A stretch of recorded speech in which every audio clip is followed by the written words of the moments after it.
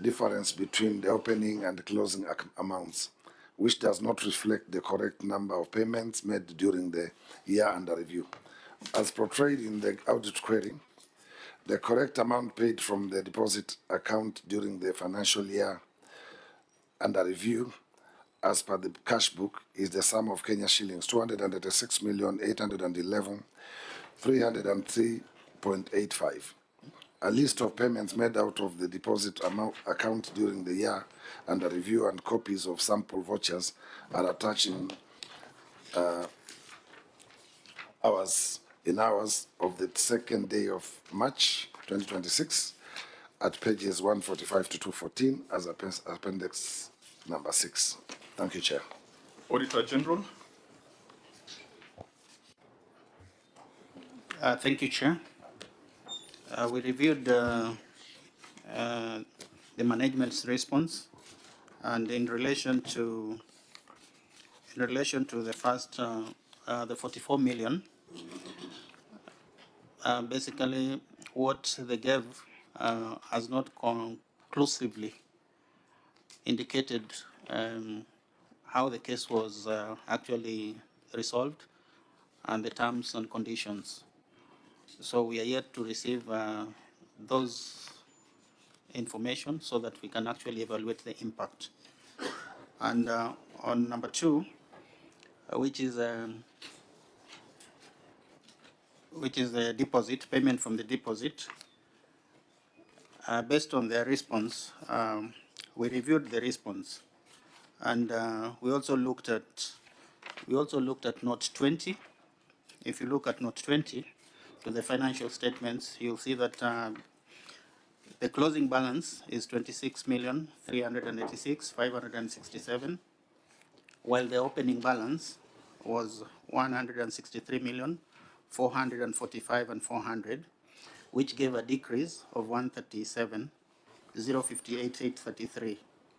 Equally, when you look at note 32, you'll find that there's an opening balance of 125,388,855 and an opening balance of 184,770,049, resulting to a decrease of 59,381 and 194.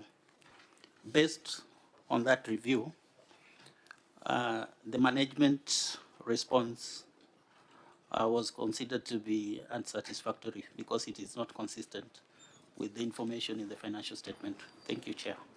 Okay, Governor, the audit query, there are two figures, 44 million and 135 million. With regards to the 44 million, paid to a service provider at the rate of 3.696 million per month, the auditor says the amount was deducted directly from the bank account, was not supported by payment vouchers or any authorization, was not included in the expenditure on the use of goods and services. How do you deal with that, first of all? Deducted directly from the bank account, but not supported by payment vouchers or any authorization. If you cannot demonstrate an authorization, then it means that this 44 million was irregularly paid. What is the basis? What's the authorization?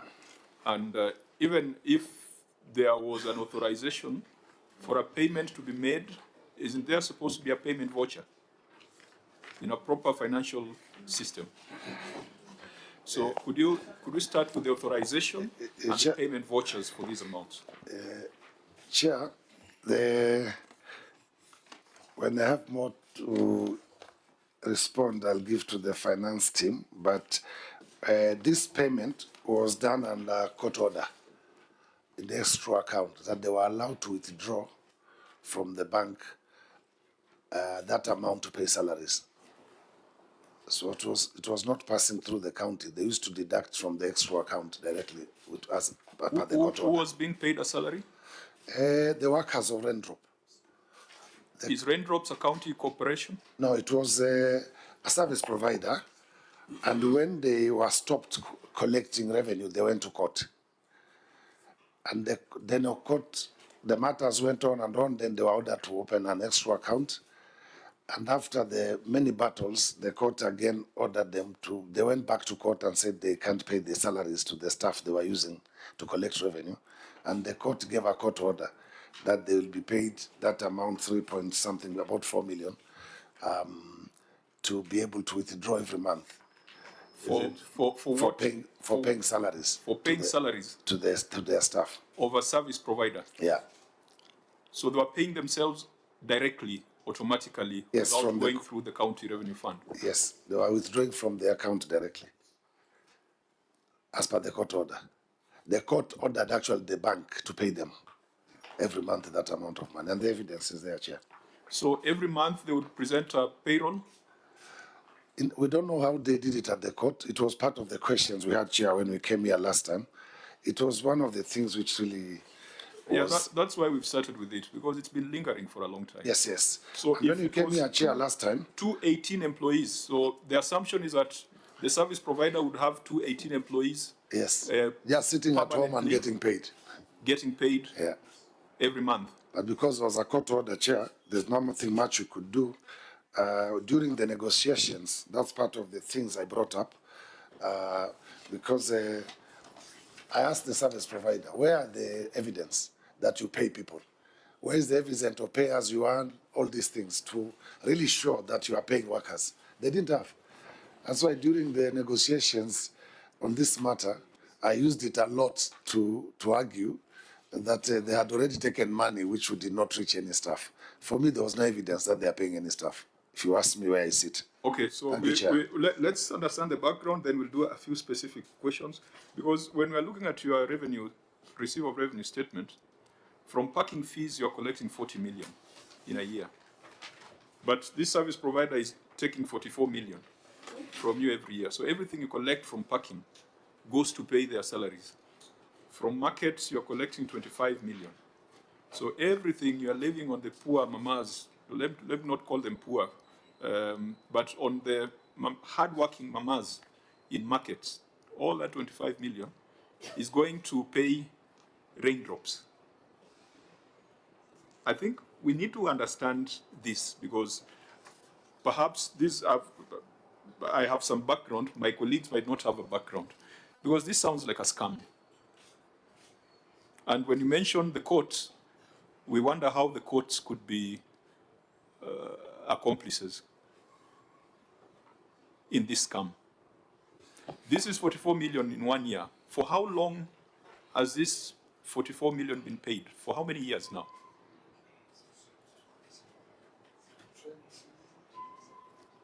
From 22nd September 2016, Chair. That's one thing which baffled everybody. When I came here last time, Chair, we know this matter happened. So that's 10 years. 10 years. So that's why your committee ordered this matter should be resolved, because we are wasting money. And we went back, Chair, worked with the ACC. So it's been about 440 million. Yes, which they had already taken. Paid to this service provider. Yeah. Over 10 years. Yeah. And they were still demanding on the court settlement about 2.1 billion, which we said we can't do. Were they still collecting? Were they still collecting? No, they were stopped at one time. They were stopped in 2019. So you are paying 218 employees every month, and they are not rendering any service to Kilifi County Yes, government. that is from 2019, then they were stopped, and that's why the matter ended up in court. So for the 440 million you paid over the 9-10 years, there's not been any return on investment. Chair, they were working up to around 2018, 2019, when they completely stopped and they were still collecting money, salary every month. Because they went to court and said they were terminated illegally, and that they have workers they need to pay, and the court gave a court order and instructed the court to pay rent drop every month. Okay, we are still on the background, but we'll go back to the PVs and specific things that were required. Senator Ambua? You know, Chair, Governor, this is more than interesting. So, you contract a service provider to collect money for you as a county. there's a dispute.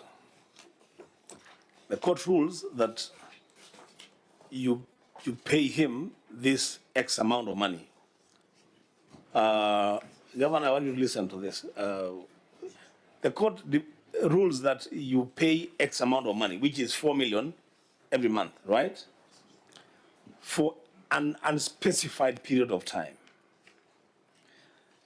And the court is not even demanding that the county executive should have at least this amount of money every month, so that the service providers, every time they go to the bank, they will find money there and be paid their salaries.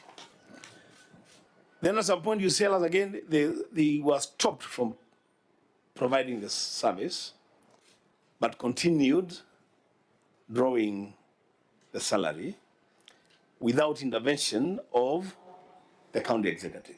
So when your people go to reconcile their financials, tell me, how does that work? Chair, Maybe in addition, Okay. Yeah, you can take the questions and then respond. did the county challenge that decision of the court? Because paying people who are not providing services, and more so their employees, I mean, it's ridiculous. And again, we wish to know who is the owner of this company, because he needs to be blacklisted, honestly. It's a scam, it's unacceptable, something has to be done. Chair, can I add? Senator Chiragi, then Senator. Sorry. Let's, then Senator Gataya. Chair, you have to note that this is a county that once paid 51.5 million air. And that matter has been adjudicated by the court. People have been charged. I think they were convicted 75 years, and they were fined 198 million. So it looks like the trend of this county is to sell nothing but pay.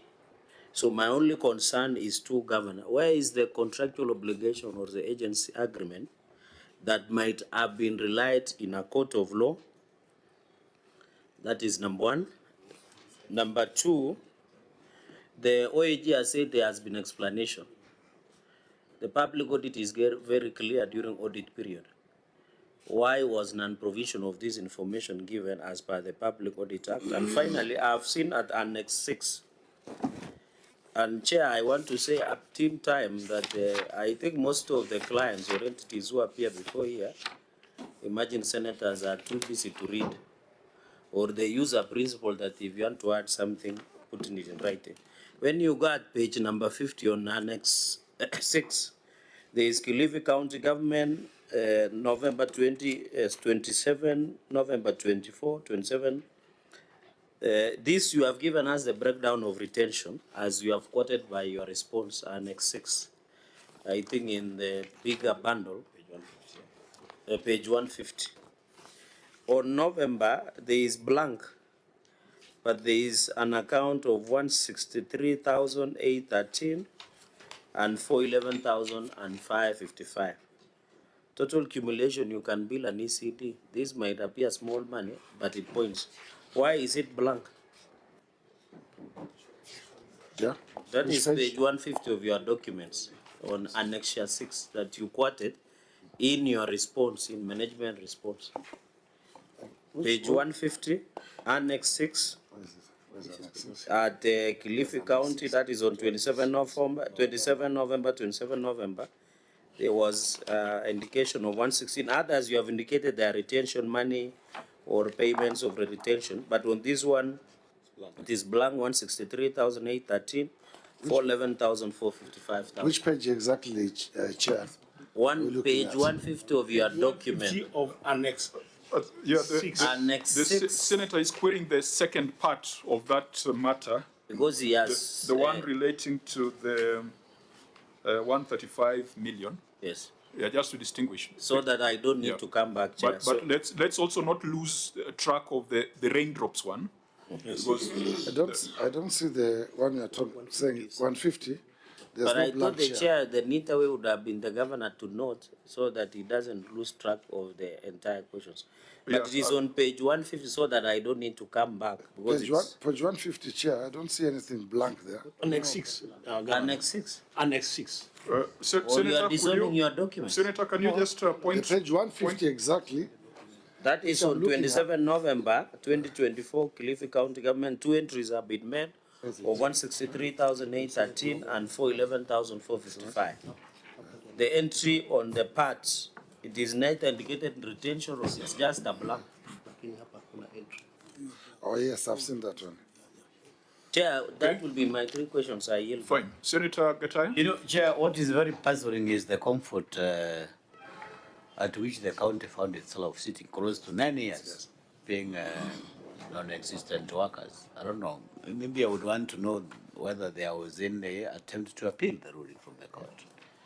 Was there an appeal? Because you sat for 9 years paying people maybe from some quarters who doesn't even provide services. I think that comfort was a bit puzzling, was a bit interesting. Okay, yes, take note of that. Do we allow the governor to respond? Governor, please respond to the issues raised. Yes, I will respond to this one, Chair, then I'll give the county attorney on the other matter, because there was appeal from the county.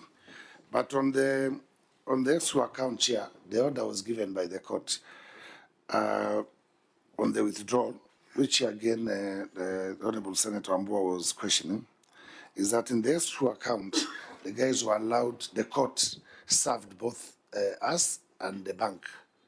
And we tried many times. I've held meetings many times with the bank top directors from Nairobi coming to Kilifi to negotiate, but they said the only way was for us to go to the court of appeal to remove that order, which was not removed till when we did the consent.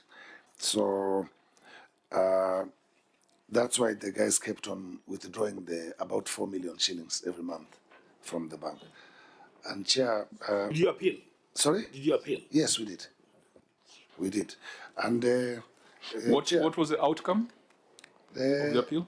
it was still going on, Chair, and we struggled in our appeal always to appeal to the court to stop the payments, and they could not stop.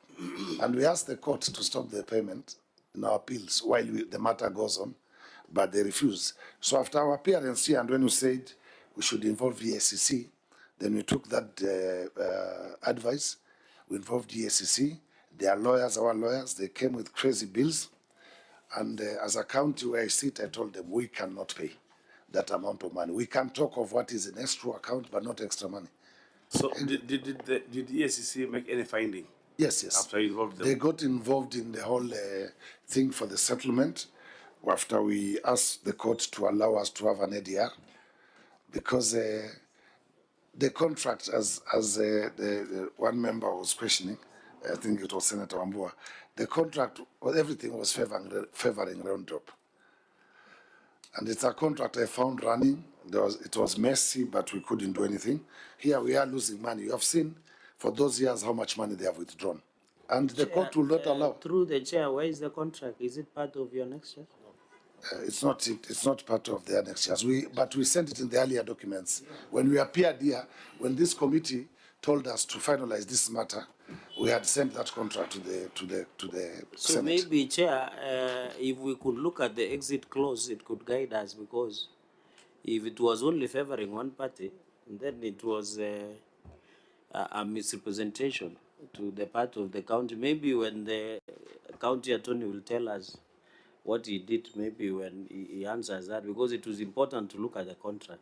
Because if you have appeal and you have not been given a stay orders, as you move as the substantive matters in appeal is being listened to, Chair, at least they should have even at the Court of Appeal be given a stay order as the matter is being heard and determined. I find this weird. The tradition of an appeal, Chair, if it is merited, is that you at least get a stay order. The matter is heard and determined, because if they rule against these individuals, and I suspect maybe they will not have enough money plus interest to refund. So the safer way is to stay order. Maybe, Chair, when the governor and the county attorney, maybe they'll tell us why the contract favored. And maybe, Chair, finally, or just out of curiosity, when the ESCC found out these findings that the contract favored, are there officials who were there and then, who are still serving now, that presided over that engagement? I yield back to you. Chair, I don't know what to say, but I think some of them are in Senate with you. But let me give my legal advisor maybe to give a context of the whole story, then I can give to the county attorney, if you allow me, Chair. I think we need pen and to, paper.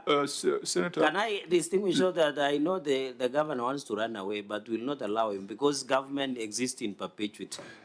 My only concern, while you say maybe others in Senate, I'm talking about the people who did the signing, who did the contract, The paperwork. is the paperwork. Is it still the county attorney, the people who sat in those offices of finance, the directors, are they still there? The people who did the legwork. Leave Okay. about the top. I think the folks, we'll point deal with is them at made. that Let's level. allow the governor to respond. Chair, before he responds, just together, I have asked who is this very powerful person? Who owns this company? And again, we've never had in the history of this country that you appeal against a decision to get a stay order, and then it is rejected. Then you don't appeal to the higher court because this is taxpayers' money. I mean, 40. So, Senator Dulo, through the chair, we must first establish whether actually the county government of Kilifi appealed for, even sought a stay of execution. Maybe you appealed for other things. Yeah, so members, let's remember that a decision of the court, you can only discuss it through an appeal. So we probably cannot sit here and start scandalizing the court for making certain decisions. But it also depends on the strength of your appeal, because you have seen some counties, they send their advocates to court not with a view to winning the case, but with a view to maintaining the status quo.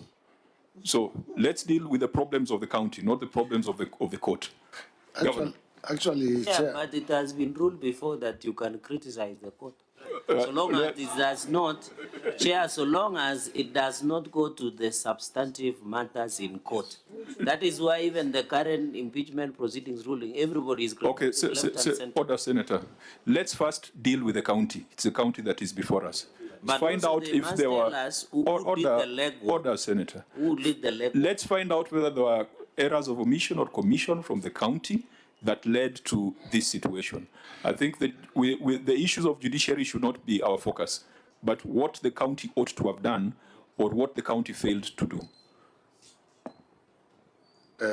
thank you, Chair. First of all, you asked if the officers were still there. Yes, they're still in Kenya. One of them is a member of parliament, and another one is the Senate. One is your speaker. The other one is the county attorney, then also works in the Senate currently. The director legal currently works in the Senate. Chair, as I said, this is a matter we inherited. You call it sanitation, whatever. You are lawyers, you know. If you go to E57 of 2021, CGK, County Government of Kilifi, rent drops, you will get all that matter there, Chair. The only issue we could do the time we came to office, we remember, you are the one who helped us to finalize this matter, Chair, this committee.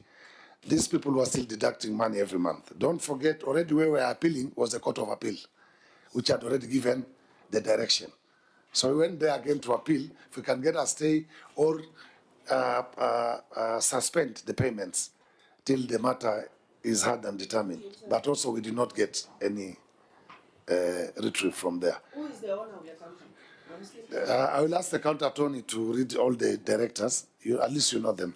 Let the county attorney read the... Senator Dulo is raising a very pertinent issue. Lifting the veil. Because Let there's the Okay, veil be lifted. yeah. Members, remember that we have considered this matter previously and gave directions. The directions was for termination. Now, Governor, you can confirm that that very bad arrangement has been terminated. Yes, Chair. But you've not attached the consent. We have everything. Everything we have attached here. Where's the consent? Because as you directed that time, that the EACC must finalize this matter and we must No, contact. just show us the appendix that, is the appendix, that contains the consent. Chair, and don't forget for directors to be read. Let Mr. Binyenye say We want something to on know it. who the owner, so that when Wambua becomes the governor, we warn him against such Okay, companies. members, let's proceed in a Yes. structured manner. The governor, you have referred to a consent Yes. dated 16th day of September 2025. I believe that is what has brought closure to the matter. Yes, I will ask Wakili Binyenye to go through it. Is it in our files? Yes, it is in your file. It is in which appendix? If I may, Chair, with your permission. No, do we have it so that Yes, we can Appendix follow? 1A. Appendix 1A. 1A. That's because your appendices are paginated where It's the response dated the 5th day of June 2026. It's a smaller one. it's a separate. The response. Yes. Which page?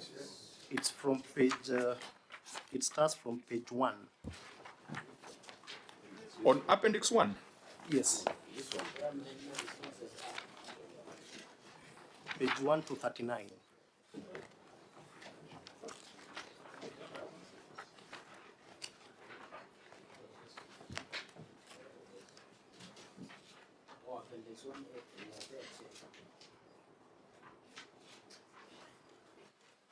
Okay. That is the consent. So give us a summary.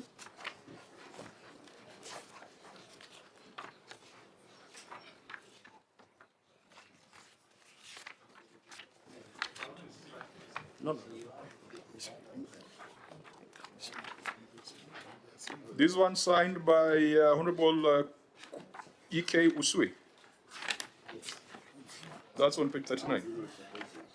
Honorable Chair, I think I have misled you a bit. Honorable Chair, Chair, this is a judgment. Okay, he's withdrawing it, so in our three responses, the question of raindrops comes up in the receipt of revenue and in the CRF as well. Now, in the responses under the CRF and the receipt of revenue, we have attached that consent. Where is it? okay, since we have them before us, Now, as annexure 1A, if you go to the County Revenue Fund response of 5th of June 2026, Appendix 1A, which is a 3-page document, is a consent order. This is before justice Mogorethande, yes. is it Thandi? Yes, that one. Sorry, you are moving faster than I am. It's a Is smaller that under the receiver of revenue?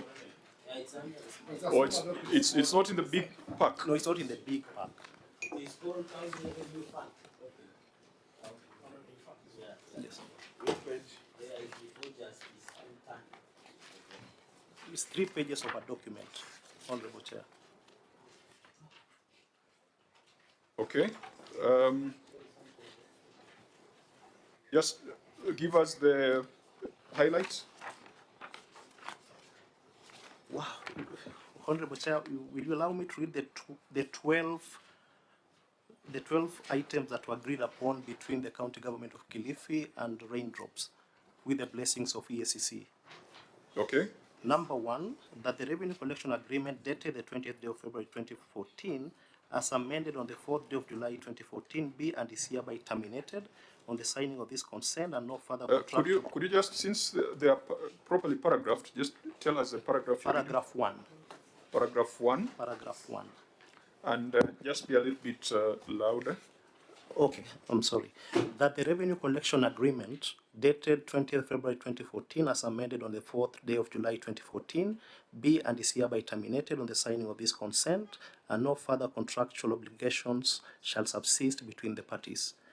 2, that upon signing of the consent, an order be and is hereby issued directing the Chief Executive Officer, SBM Bank, formerly Chase Bank, to transfer all funds held in escrow accounts numbers 019894843001 and 01980948430002 to the respondents and respondents' advocates designated accounts in the following manner: Kenya shillings 305,033,345 to Commercial International Bank, Kenya Limited, account name RBZ Advocates LLP, and I think I can jump the rest. B, the balance thereof being earned or approximately Kenya shillings 243,086,034 to SBM Bank. You are on which paragraph now? I'm still on paragraph 2. There's A and B, where the sums of money were transferred to. So that in B, the sum of 243,086,034 was transferred to Raindrops Limited. Then 3, that this amount represents a fair and reasonable estimate of the claim and includes all other costs incurred in undertaking revenue collection on behalf of the appellant, excluding weighbridge infrastructure, and covers the following. 3.1, respondent's share of 30% collection fees amounting to Kenya shillings 181 million. 3.2, cost of the suit amounting to Kenya shillings 25 million. 3.3, damages for early termination amounting to Kenya shillings 226,726,343. And 3.4, costs relating to lease agreements, tenancy obligations, office rental, salaries incurred by the respondent, and all other expenses amounting to the sum of Kenya shillings 119,089,051. Item number 4 reads as follows: that the parties jointly commission the government chief valuer to conduct a technical evaluation of infrastructure installed by the respondent at Malindi, Mavueni, Mbudzi, and Jaribuni sales collection points. A planned valuation and inspection report dated 13 July 2023 was prepared by Chief Engineer, Mechanical Engineer Richard Ditai, OGW. Number 5, that planned valuation and inspection report shall form the basis for the value and payment of the infrastructure which is in serviceable condition and valued as follows. 5.1, Malindi, PIT type weighbridge, Eagle Make 100 tons, accuracy 20 kgs, Kenya shillings 14,200,000. 5.2, Mavueni, surface mounted weighbridge, Eagle Make 100 tons, accuracy 20 kilograms, Kenya shillings 11,900,000. 5.3, Mbudzi, surface mounted weighbridge, Eagle Make 100 tons, accuracy 20 kgs, Kenya shillings 12,300,000. And 5.4, Jaribuni, surface mounted weighbridge, Eagle Make 100 tons, accuracy 20 kgs, Kenya shillings 12,300,000. 5.4, Jaribuni, surface mounted weighbridge, Eagle Make 100 tons, accuracy 20 kgs, Kenya shillings 12,200,000. Item number 6 reads as follows: that the total amount payable sum of Kenya shillings 50,600,000 for the infrastructure as per the planned valuation and inspection report dated 13 July 2023 shall be settled within 18 months from the date of handover, subject to the condition outlined under clause 7 below. Clause 7 reads as follows: that prior to the official handover, the respondent shall 7.1 service all machines and infrastructure, 7.2 replace missing parts, and 7.3 calibrate the weighbridges and adjust internal settings to ensure legal and industry standard accuracy in brackets typically within 0.1% of applied load. 7.4 hand over all machines and infrastructure within 14 days from the signing of this consent. Item number 8 reads as follows: that the appellant, upon the signing and adoption by the court of this consent, shall assume responsibility and within 30 days thereof assess, prepare, and sign leases, tenancy agreements, or addendum to existing leases and tenancy agreements with the landlords in relation to the parcels where the weighbridges are located. I think we can leave it there because the substantive matters you have already covered. Honorable Chair, just one thing. When you go to item number 12, yes, you will notice a number of court cases that were also now marked as settled with the adoption of this consent, including a number of appeal cases. So, just in mathematical terms, what was the cost of this consent? Around 700 million. 700 million. My maths brings it to 601. No, 601, and this was money which was in the escrow account, so that the county government of Kilifi did not spend any extra cent. The consent was made around monies that were in the escrow account. So, you know, when you look at this, first of all, this is one of the highest revenue share rates we've ever seen. 30% collection fees.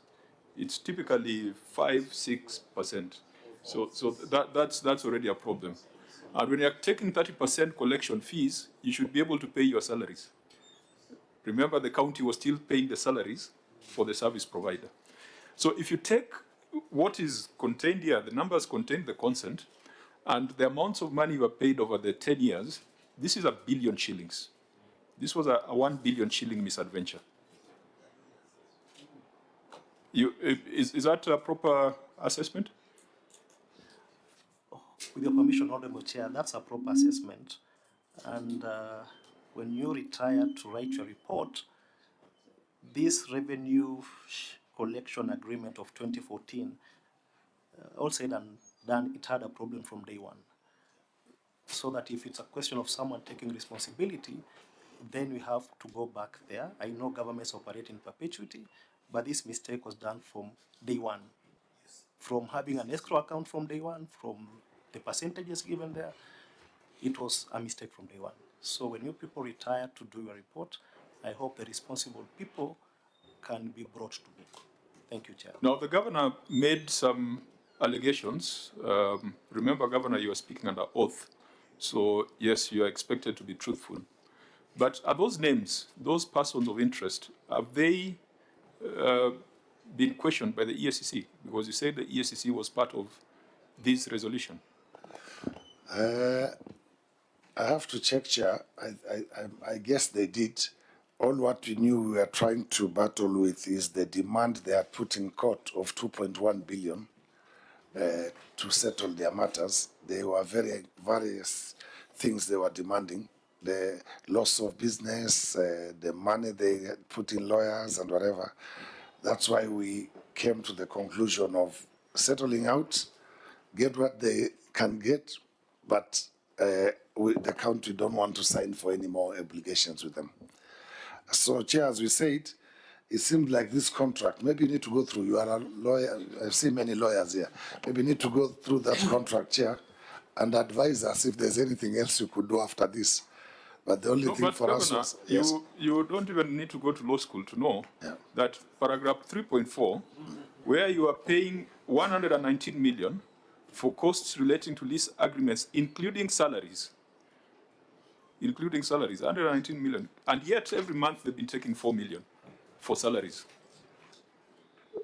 How then do you, end of it, the conception was wrong. But even at termination, you can clearly see that there are things that have been loaded that do not make sense. Because how then do you agree to pay 119 million to cover expenses, including salaries? And yet these guys have been taking 4 million every month, faithfully, since the year 2016. How do you pay it again?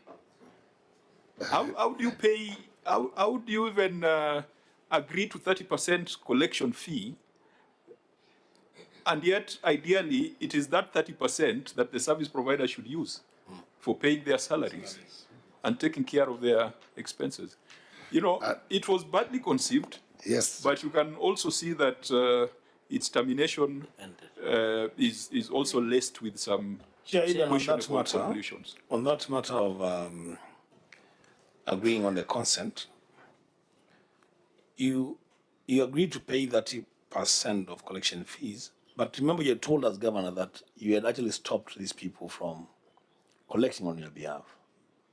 So what is that 30% that you're paying? They already stopped collecting for you.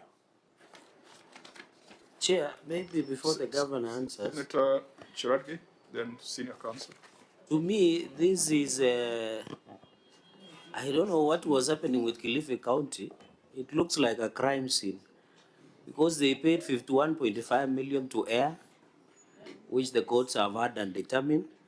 Now we have a misadventure of almost 1 billion shillings. My concern, Governor, now that this consent has been closed, will it not stop any further investigations to some of these officials? And Chair, finally, Chair, this is a judicial process.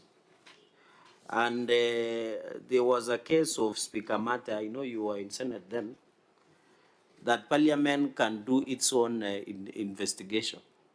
So, Chair, I think to make progress so that we don't be calling the county government each and every time, maybe as a committee, before we write our report, Although I don't know why the county settled for this, I think maybe they were in a corner or what have you, but on this 1 billion, it is too much. Is it in order, Chair, maybe when we retire, you can either rule now or later, that some of these officials must appear before this committee?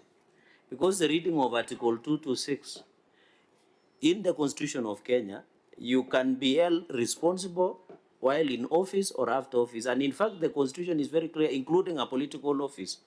So is there a way we can ensure the former officials who presided this grand haste that has been acted like in Netflix to be held to account? Because it looks like it was a well orchestrated, executed scheme. In fact, these people did it better than Pablo Escobar in the Narcos, Chair. So we must sit and agree that we need to call these officials. I don't know wherever they are, whatever their persuasion is, but do we leave it as is, or we handle as a public accounts committee, take our report to the House after we get the input? Because, Chair, my worry also is the principles of natural justice. We might need to listen to these officials so that maybe they have a better reasoning as to why they went to this misadventure that we assume. Chair, I yield back and expect your... Senator... Chair, I'm still going back. Who are the owners of this company? I think someone was about to do the CR12. The owners but of the company and Chair, unless that person is given to us, it's like there is something hidden somewhere. Okay. And we know who is this really very powerful person in the county and judiciary. No, there is no need of going to CR12. They can hide through behind the CR12.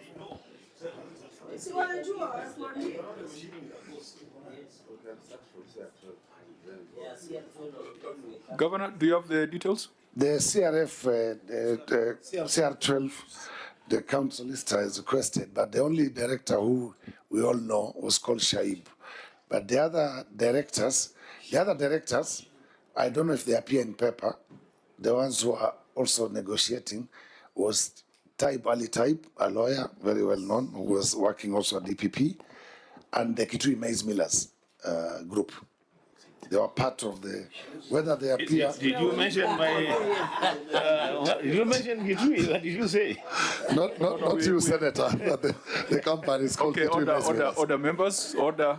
I think let's be a bit orderly. Senator Okongo Mogeni. Chairman, before you enter into... You ask for particulars of directors. Am I right? So who did you contract with? Before, at the inception, when you are contracting these entities, you must have asked them to fill names of directors. There is no way you can enter into a contract with a company whose directorship you don't know. That's one. Number two, I want somebody to break down for me and tell me, what is the difference what you have added in your nation?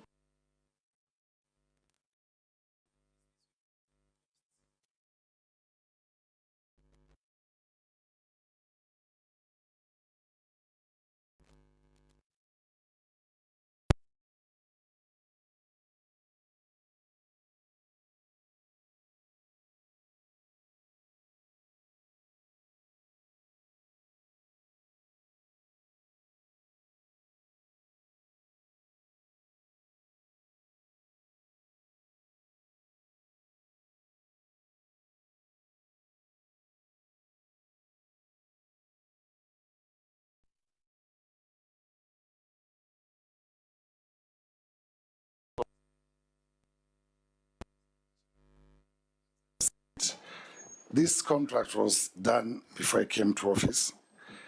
But the other thing which Senator Cheruge have just asked on the payments, which is also a query on why you are paying this, why you are paying that. Chair, we discovered in court as a county, we had no records whatsoever in the county when we started digging into this matter after you instructed us to sort it out when we appeared here. We could not get anything within our offices. I don't know how everything was wiped, either records or whatever, but the company, Road Drop, had provided everything to the court. They got all the details of money which collected parallel to when they were on contract. people like Bamburi Cement, Mombasa Cement, the big companies were paying direct to the county in another account, while them they were the ones responsible to collect the money. So when they went and got all this information and dropped it in court, the matter was coming to 2-point-something billion with evidence in court of what the county has collected, but they were not informed. So, Chair, as you have asked this question, I don't want to stop you from asking further questions, but as Senator Cherege has said, we don't mind if the matter is investigated further. You will corner me around and around, but I will have no answers. Chair, my question, Some of these questions I can't answer. Chair, through you. I've asked a very simple Senator question. Morgan? Your consent at 3.2 says you are paying costs of the suit that at 25 million. Okay? Then 3.3, you are now paying damages to compensate this guy for all the losses he suffered. Then what I'm concerned with, Chair, is this other introduction of another item called costs that again appear in 3.4, where you are again paying 119 million.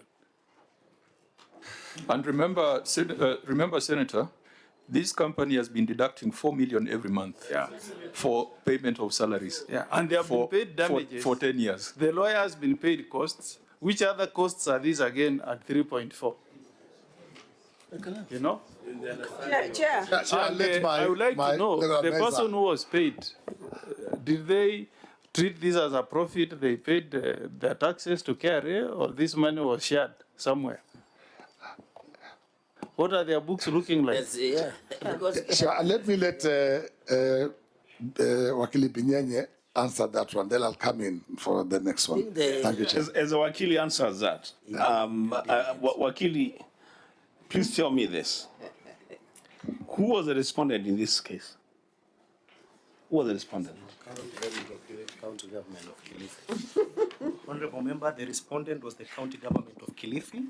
Now, when I go to senior counsel, Chair, lawyers are known to speak with authority and vigor. yes, I'm What is trying. wrong with the gentleman? Okay, let's not intimidate him. Let's just Chair, I was going just somewhere raise your with voice that a bit. question. I was going somewhere with that question. So the salaries that you're saying you paid for, that were incurred by the respondent, who was being paid? Raindrops Limited is the one that was being paid that money. As to whether they paid PayU or not, Wait, it's okay. Raindrop, right? yes. So, who are you paying the 4 million Kenya shillings every month for 10 years? Salaries. Raindrops to pay its employees, not the county government of Kilifi employees. Okay, so now, are these people going to be paid twice? No. As far as you're concerned, that's beyond us. Perhaps when Raindrops is here, they can give a better answer to that. Now, very kindly, if I may go to what my senior counsel Omogeni asked, 3.4 does not relate to the cost of the advocates. 3.4, and I beg to read it, reads as follows: cost relating to lease agreements, tenancy obligations, office rentals, salaries incurred by the respondent, and all other expenses. I'm with you. What is, you have paid damages, 3.3. What damages were you paid? Now, what happened when Raindrops went to court, when the county government of Kilifi sought to terminate the revenue collection agreement? The agreement was, if I remember well, for 25 years. So they were seeking for lost income as well. Now, the agreement was for 20? I think For 10 years. 10 years. It was for 10 years. Okay, sorry, my apologies. It was for 10 years. So by the time the county was terminating the contract, there was still more time to be served by Raindrops Limited. Now, the question perhaps you might be asking the governor, why did we do this consent? Now, if you have a look at the agreement on revenue collection, Raindrops was to collect a certain amount of money. We thought they'll collect maybe not less than 120 million a year. From that money, they were to get 30% as their fee. Now, the most absurd of situation is this: money collected by the county government of Kilifi directly from large taxpayers, the cement farms. No, just tell me, what does damages encompass in this consent? Senior, because you have said, no. You have said you are paying this guy damages for early termination. Yes. Now, you cannot again tell us that you are paying him costs for 119, because damages should encompass all these things you have listed there. Because if you are paying me damages for breach of contract, how do you pay me damages, then again go down there and create something called costs? Because already you have addressed the issue of costs.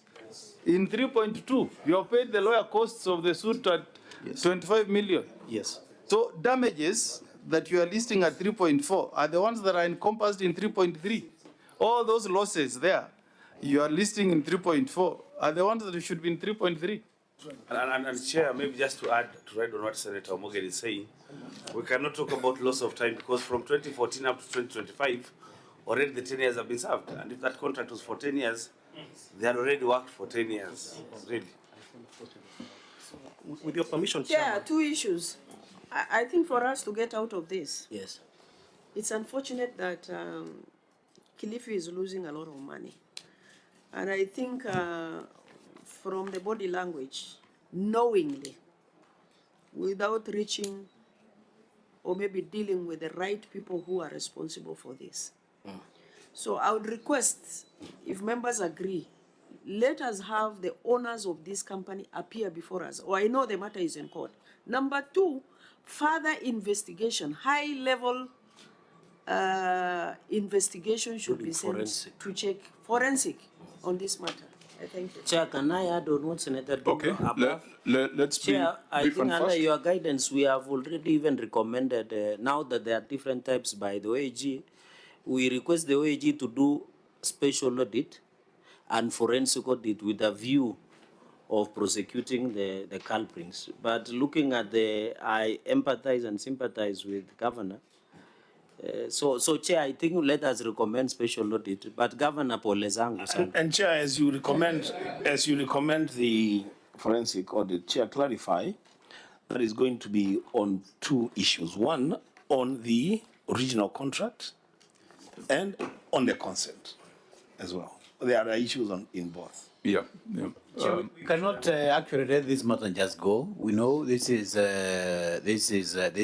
money meant for Kilifi. I didn't want to buy what Senator Drua just said, that we need some comprehensive forensic audit to establish. With the specific Yeah, with specific reference. people. Even those people who benefited from that money should be appeared before this committee.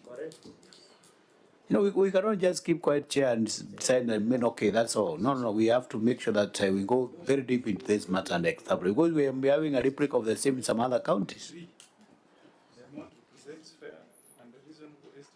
The issue that Senator Morgan has raised has not been addressed. That is, Actually, the issue that Senator Morgan is raising has not been addressed. I thought when forensic or special audit, then we can now interrogate it properly, because at this point, the county looked desperate that they wanted to negotiate out of this bad deal. I think they were too desperate to be keen on the finer details. So maybe, Chair, if you will allow for special audit or forensic audit or further investigation, including raindrops coming here, we will be able to at least give it the necessary tooth and comb detail to look at that matter. Yeah, If you so direct, it will be very important if we can have this engagement when we go for the Senate machinani in Kilifi. And Chair, just as a reminder, this one looks like the issue of construction of Homa Bay County. It is similar. County headquarters. So it is. No, I think let's separate matters so that today we just deal with. Chair, but that is a matter we deal with Kilifi. Homa Bay are coming tomorrow. We'll deal with them tomorrow. Yeah, Auditor General, you want to say something? Bring you on board now that you come from Homa Bay. But it's not the governor; it's the senator of Homa Bay. Okay, we lose the substance that we are dealing with in Kilifi. Let's come back to Kilifi. I wanted to say that the Office of the Auditor General did a special audit on raindrops and the revenue collection in Kilifi County in the year 2022. But the report was requested by the court, the special audit, and the report was submitted to the court on August 2022. Now, since it's a public audit document, then we can also be provided with a copy. Chairman, I'll follow up on that. Yeah, please do so. Senator Marum? Yeah, maybe just back, Chair, to the financial statements. There's a limb of this query that may not have been answered in terms of disclosure, because the second limb of this query talks about, okay, the PVs and authorization, that was not there, which you've dealt with. But the other part that the amounts that were being deducted were not included as expenditure on use of goods and services. How are you dealing with these amounts? How are you disclosing them? I don't think the PV has been addressed. The PV has not been addressed. Which one, Chair? The courts were just Which one in the money. particular, They're Chair? getting the money through a decree. Yeah, but still, you must generate something for internally for money to leave your account. And I've seen what you've attached here as a PV as serious problems. You have attached a PV. Yeah, so you can answer. You have attached a payment voucher. Yes. For the 4 million or for the 44. For the 44 million. Yeah. You've attached a payment voucher. Senator Maruma was saying it has been addressed, but it has not been addressed because there's a problem with that payment voucher. So you can address both the PVs and then they are not included in the expenditure on use of goods and services, that amount. So how did you disclose it? Okay. Yeah, there was some responsibility required from your finance team, despite all the negativities about the contract, but there was certain obligations, payment vouchers, disclosure. Now that you knew the decree was in force, even making provisions for it. That seems not to have been done. Chair, maybe I need to ask the Director of Financial Accounting Services to answer this, because as far as I'm concerned with the papers I saw was that the court ordered and the money was being directly deducted to Rendrops. It was actually transferred monthly. It was a standing order from SBM to Rendrops. So maybe Governor, the auditor queried the payment voucher. Yes, now, there's a payment voucher you have attached there. Makio, can you so talk can the officer speak to it? Yes, I'll give Makio to answer that one. Thank you, Chair. Yeah, through the Chair, I think the issue of the 44 expenditure on use of good, we have put it in the response, where we are saying that expenditure, it was recognized in the receipt of revenue, but when we discussed with the auditors, they said that this is an expenditure of executive. Why we had recognized it in the ROR is because it was deducted directly from the bank account. So we agreed with the auditors after discussion that we are going to do a prior year adjustment in this financial year so that we recognized it as an expenditure in the executive. That is why we have started that exercise by acknowledging that expenditure through the payment voucher. But this financial year... This payment voucher is an adjusting entry. It is now a recognition of that expenditure. But this financial year now, we are going to do a prior adjustment so that we recognize... Just a minute. Let's be clear. This payment voucher is dated 26th of January 2026. So help us understand why it's dated in the future. Chair, that's Appendix 5. When we discussed with the auditors, one thing they said, we had not prepared the payment voucher. Just help us to understand why this date is outside the audit period. I'm sure you have an explanation, because if you don't, then this payment voucher is inadmissible. That is why I'm saying, Chair, that just like the way we prepare payment vouchers for this current financial year for any expenditure, we had prepared that voucher so that we are going to recognize it as an expenditure for this current financial year as a prior year adjustment. So when we present... was there a PV charge to the receiver of revenue? Come again, Chair? The question is, for 44 million to leave the county, whether by decree or by contract or anything, a payment voucher is a mandatory document, is it? Yes. Are there exceptions when you are not required to do a payment voucher, even if it's a standing order? No, there are no exceptions. Yes, so where are the payment vouchers for the amount, whether it was drawn on ROR or it was drawn on the county executive? That's what I'm saying, Chair. I don't know that I'm not getting your point properly. But are you saying that you didn't do it, you didn't do the right thing, but now you're going to do the right thing? Exactly. That is what this, they're saying. this, this guy is So he has saying, accepted they didn't do the right thing. There is no payment that can be taxed without a payment voucher in any arrangement.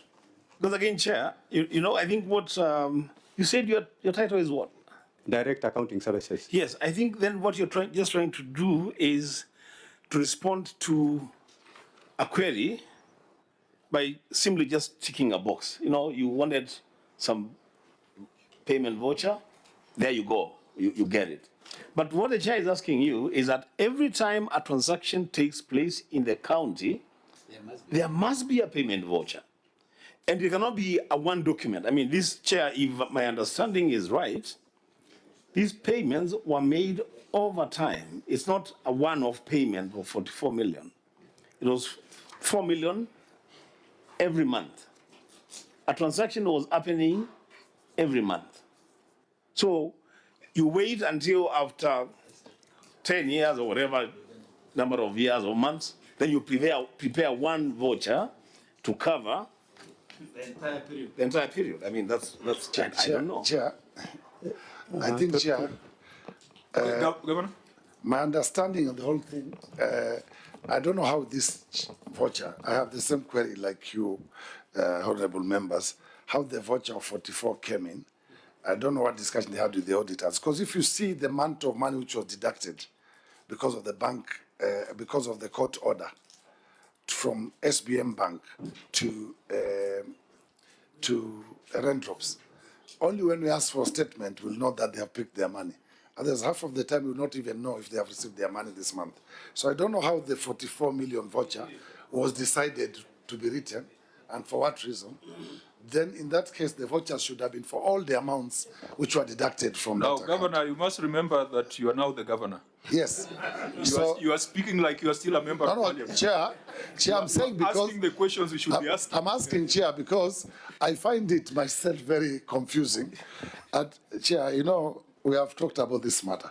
I've said I found this matter there, and I really want to go with the recommendation of Senator Cherargei and Senator Dulo that any further investigation that the committee can discuss, and it's welcome. For me, as far as I'm concerned, I took your recommendation. We worked very closely with ESCC and both lawyers, and we agreed after we saw what they tabled in court that we better finalize this matter, because the demands they have were just untenable. They were trying to look from the county 2-point-something billion for all the. Through the chair, we have heard you on that. I think now this is the 10th time you've said it. I think we understand it. But Governor, you must also appreciate and deal with the fact that this voucher was prepared by your people after the fact. Actually, this is an afterthought. After the fact. So what are they trying to do? Are they trying to cover up something? What exactly are they trying to do? The auditor, I think, want to comment on that. Okay. Chairman. Yes, Auditor? Thank you, Chair. Maybe I can comment, Chair. Chair, if you look at the receiver of revenue statement for last financial year, 30th June, you'll realize that under payments, there was salaries paid to the service provider from that particular statement. However, what the auditors were actually saying is that if you look at the relationship between the county and the revenue collector, it's a principal-agent relationship. So the cost of revenue collection should actually be borne by the county executive. So what the county executive should have actually done was to get copies of the bank statements where that amount is deducted, then raise a journal voucher that shows what is supposed to be debited and what is supposed to be credited, and give a narration of that particular transaction. And the journal voucher is processed through the normal accounting procedures where it's prepared, authorized, and reviewed. Thank you, Chair. Okay, members, we have dwelt on this matter for too long. There are details around accounting, bookkeeping, which baffles everybody, including the governor himself. who does not understand how the PVs were generated. And if the governor does not understand, even us, we cannot understand it. So there were some failures in record keeping, but the bigger thing is the value for money for this arrangement. And we must push this further to inquire whether this constituted value for money, whether this was lawful, whether this was prudent use of public resources.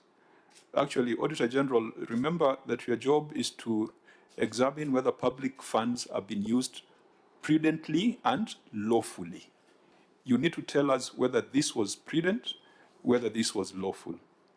Now, EACC is in this committee. Probably will not ask them to divulge details of the investigation, but this is a matter where we must have a meeting with EACC and be told if the governor appears to know who were responsible for some of these problems, how come those people have not been called in for questioning or for statements?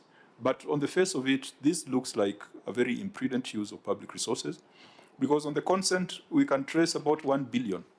I think 600 million plus another 400 million that has been paid for salaries. But we have no visibility on the project implementation costs, because I believe these guys must have charged something at inception. They always do. They will always charge you for software. They'll always charge you for licenses. I'm not seeing those captured in the consent, but I believe that the total cost exceeds the 1 billion that we are seeing here. So we'll be requesting for further detailed breakdown of all the expenditure that has been incurred on raindrops, because it appears it is more than 1 billion Kenya shillings. Governor, the last time you appeared before us, we advised you to terminate this unhealthy arrangement. At least you have reported progress, even though members still have questions around the prudence and propriety of that consent. But at least we have stopped a bad thing. We have stopped a bad arrangement. Now, did we stop it badly? Did we stop a bad arrangement badly? Now, that would be the next question that this committee will be looking into. But it's not a joke. It's 1 billion Kenya shillings. And sometimes it might lead people to think that some counties are having excess money. When we see this kind of arrangement, it makes it very difficult for us as senators to keep fighting for additional resources to counties. Because if one county could pay 1 billion shillings to a phantom or a mysterious service provider, surely how much can 1 billion shillings do in a county like Kilifi? So members, we will make our deliberations. When we come to Kilifi for Senate Mashinani, we'll probably expound on this matter further. And if possible, we need to bring raindrops to Kilifi. We need to tell the people of Kilifi, these are the guys who have taken 1 billion from you over the years. And let the people of Kilifi tell us whether they supplied air or they supplied some service. We might be sitting here infuriated, na pengine watu wa Kilifi are very happy. So let's pursue this further when we go to Kilifi for the Senate Mashinani. By that time, we'll have talked to the EACC, we'll have done further inquiry on the matter. I think we'll have done the CR12s, and we'll be able to summon the right people. The people who pocketed this 1 billion, if for nothing else, they must be seen by the residents of Kilifi when we come. Members? Chair, now that you're giving direction, I think this is one matter that we need. Let's summon EACC here at the highest level. They give us a report, because the law allows us to do that. They give us a report on where they are with investigations, because this is actually a scandal. This is a scandal. Let them tell us where they are with investigation. They will even be better placed to tell us who are the directors of this company, because they can even access the bank accounts, Chair. So for the answer, let us fix a date with the EACC. We get the director, the chairman, bishop. They come and give us an update on where these investigations have reached, Chairman. Okay. I think, Chair, you have put that matter very well, because this is misprudent use of money meant for Kilifi people. I think I agree with the senior counsel Mung'Aro that we can't just let 1 million go like that without 1 billion, sorry, without knowing exactly where this money is. Let's put some of the EACC, let's bring them on board. Let them tell us exactly where this money is and who are these people who are supposed now to be accountable. Now that the governor mentions a few names around, I think now that you're going to Kilifi, we must go with that report, because the people from Kilifi would want to know where is their 1 billion for those people who run services without any responsibility. Chair, in addition, since the OAG had done a special audit in 2022, I think before the consent was done, we request Muriuki we can do an in-house briefing while we are on our en route to Kilifi. Then we agree as we look at the recommendation vis-a-vis now that the consent came after the special audit by OAG. Then if possible, we also invite the OAG at the highest level so that they can be able to tell us further details. I know the OAG report is somehow not comfortable to many people, but it's always the right report. Okay, I think members we. So a last question to the governor. It's a yes or no answer.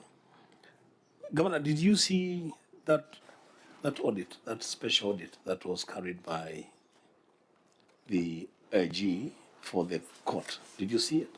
No, it was only deposited in court. Okay, let's proceed to the other issues in the report of the Auditor General. Chair, there was one thing maybe before you close that matter, which you asked. Yes, Governor. If this rent drop issue was known by Kilifi residents, yes. At one time when this company started, there were demonstrations in Kilifi County with borders and the public demanding rent drop to be removed from serving the people of Kilifi. All that evidence is there. So you can investigate further after that. Thank you very much. So why did they demonstrate? Because they were not happy with the services.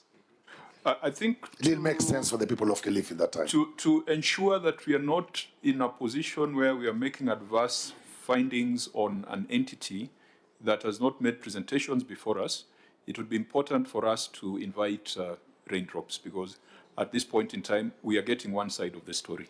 So that should be part of the build-up to the meetings you have suggested and the build-up to our engagement in Kilifi.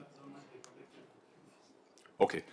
Chair, I'll plead when you invite raindrops, if you can also invite us. No, definitely. Yeah, definitely. Yeah, definitely. We want to be fair. Thank you, Chair. We don't want to condemn you. We don't want to condemn raindrops or any other person without proper hearing. And I believe that the news or the reporting going out, in as much as we have there's been all this fury, but we can only settle it when we have had all the parties that have been mentioned and all the parties that have been engaged in this matter. So the next matter that we needed to deal with was unsupported receivables from an exchange transactions balance.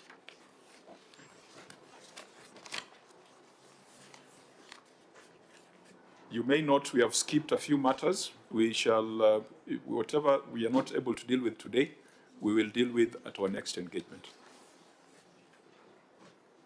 Auditor General, could you read your finding? Thank you, Chair. Unsupported trade and other payables balance. The statement of financial position, and as disclosed in Note 31 to the financial statements, reflects a balance of Kenya shillings 11,928,765,229 in respect of trade and other payables. The balance includes trade payables of Kenya shillings 10,753,258,977 and employees payables of balance of Kenya shillings 1,175,506,252. The trade and other payables recorded an increase of Kenya shillings 5,740,699,993 from the opening balance of Kenya shillings 6,188,65,236.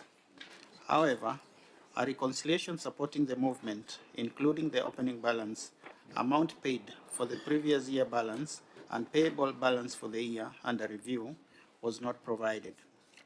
In addition, the trade payables balance of Kenya shillings 10,753,258,977 schedule omitted critical details such as local purchase order, local service order numbers, suppliers' invoices, delivery note numbers, and date the contracts were signed, among other supporting documentation. Further, the report on pending bills verification at the departmental level, in line with the county executive's letter dated 29th August 2025, was not provided. You have read two different paragraphs. I thought Yes. we were dealing with unsupported receivables from an exchange transactions. Okay. Okay, thank you, sorry, Chair. Unsupported receivables from non-exchange transactions balance. The statement of financial position as disclosed in Note 22 to the financial. Or members, now that he has read it out, we just deal with it? Yeah. Okay, fine. So let's start with unsupported trade and other payables balance. Had you gone to, I think there was just one The last one. sentence remaining? In the circumstances, the accuracy and completeness and existence of trade and other payables balance of Kenya shillings 11,928,765,229 could not be confirmed. Thank you, Chair. Okay, Governor, we could have your response on that, trade and other payables.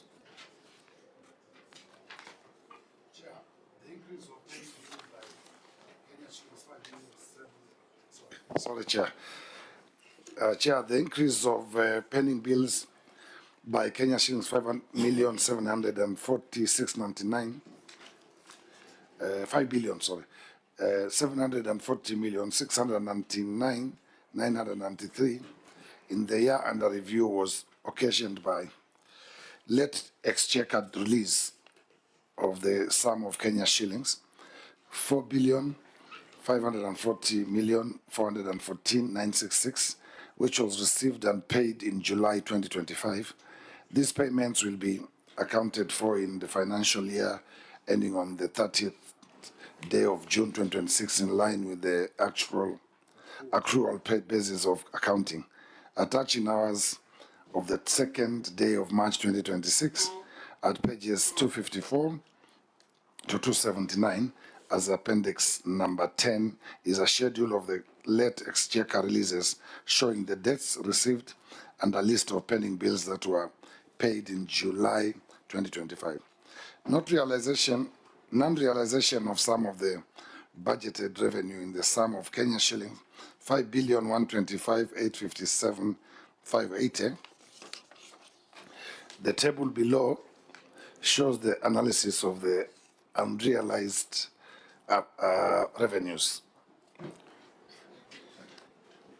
Attaching hours of the second day of March 2026 at the page 280 as appendix number 10.1 is a detailed analysis of the unrealized revenue. The list of pending bills, which was annexed to the financial statements, had a summary on the first page that showed the movement of the pending bills. Tabulated below is the summarized reconciliation of the movement of the pending bills during the year. Yes. The trade payables report totaling to the sum of Kenya shillings 10,753,258,977 has been updated to include the previously missing details, i.e. local purchase order, local service order numbers, suppliers, invoices, delivery notes, numbers, and dates. Date the contracts were signed. Concerning the county executive's letter dated the 29th day of August 2025, tasking the internal auditors to verify pending bills, on the 27th day of October 2025, the county government reassigned this role to the accounts payables subcommittee. A subcommittee of the project coordination committee on transition from cash basis to accrual basis of accounting. To avoid duplication of roles, attached in hours of the second day of March 2026 at pages 281 to 297 as appendix number 11 are copies of the transition from cash to accrual basis of accounting projects, coordination, committee appointment, letters, and minutes of the project coordination committee. Thank you, Chair. Senator Lelegwe, I noticed that you had not gone on record. My apologies. Please go on record. Thank you, Chair. My name is Lelegwe Tumbesi, Senator for Samburu, member of this committee. Auditor General, let's get your response on that first before we ask questions. Thank you, Chair. The matter is still outstanding, and if you could note, if you look at the statement of financial position, you'll note that receivables from exchange transactions, that is page 2,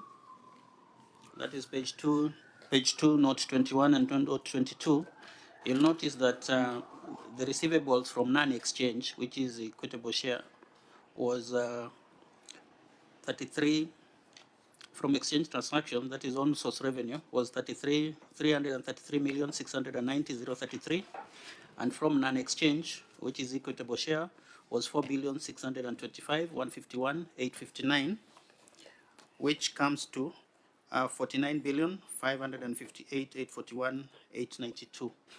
If you compare with the pending bills growth, then there's an excess of 886,858,102. So you'll note that the expenditure is increasing at a higher rate than the revenue, and that poses a problem.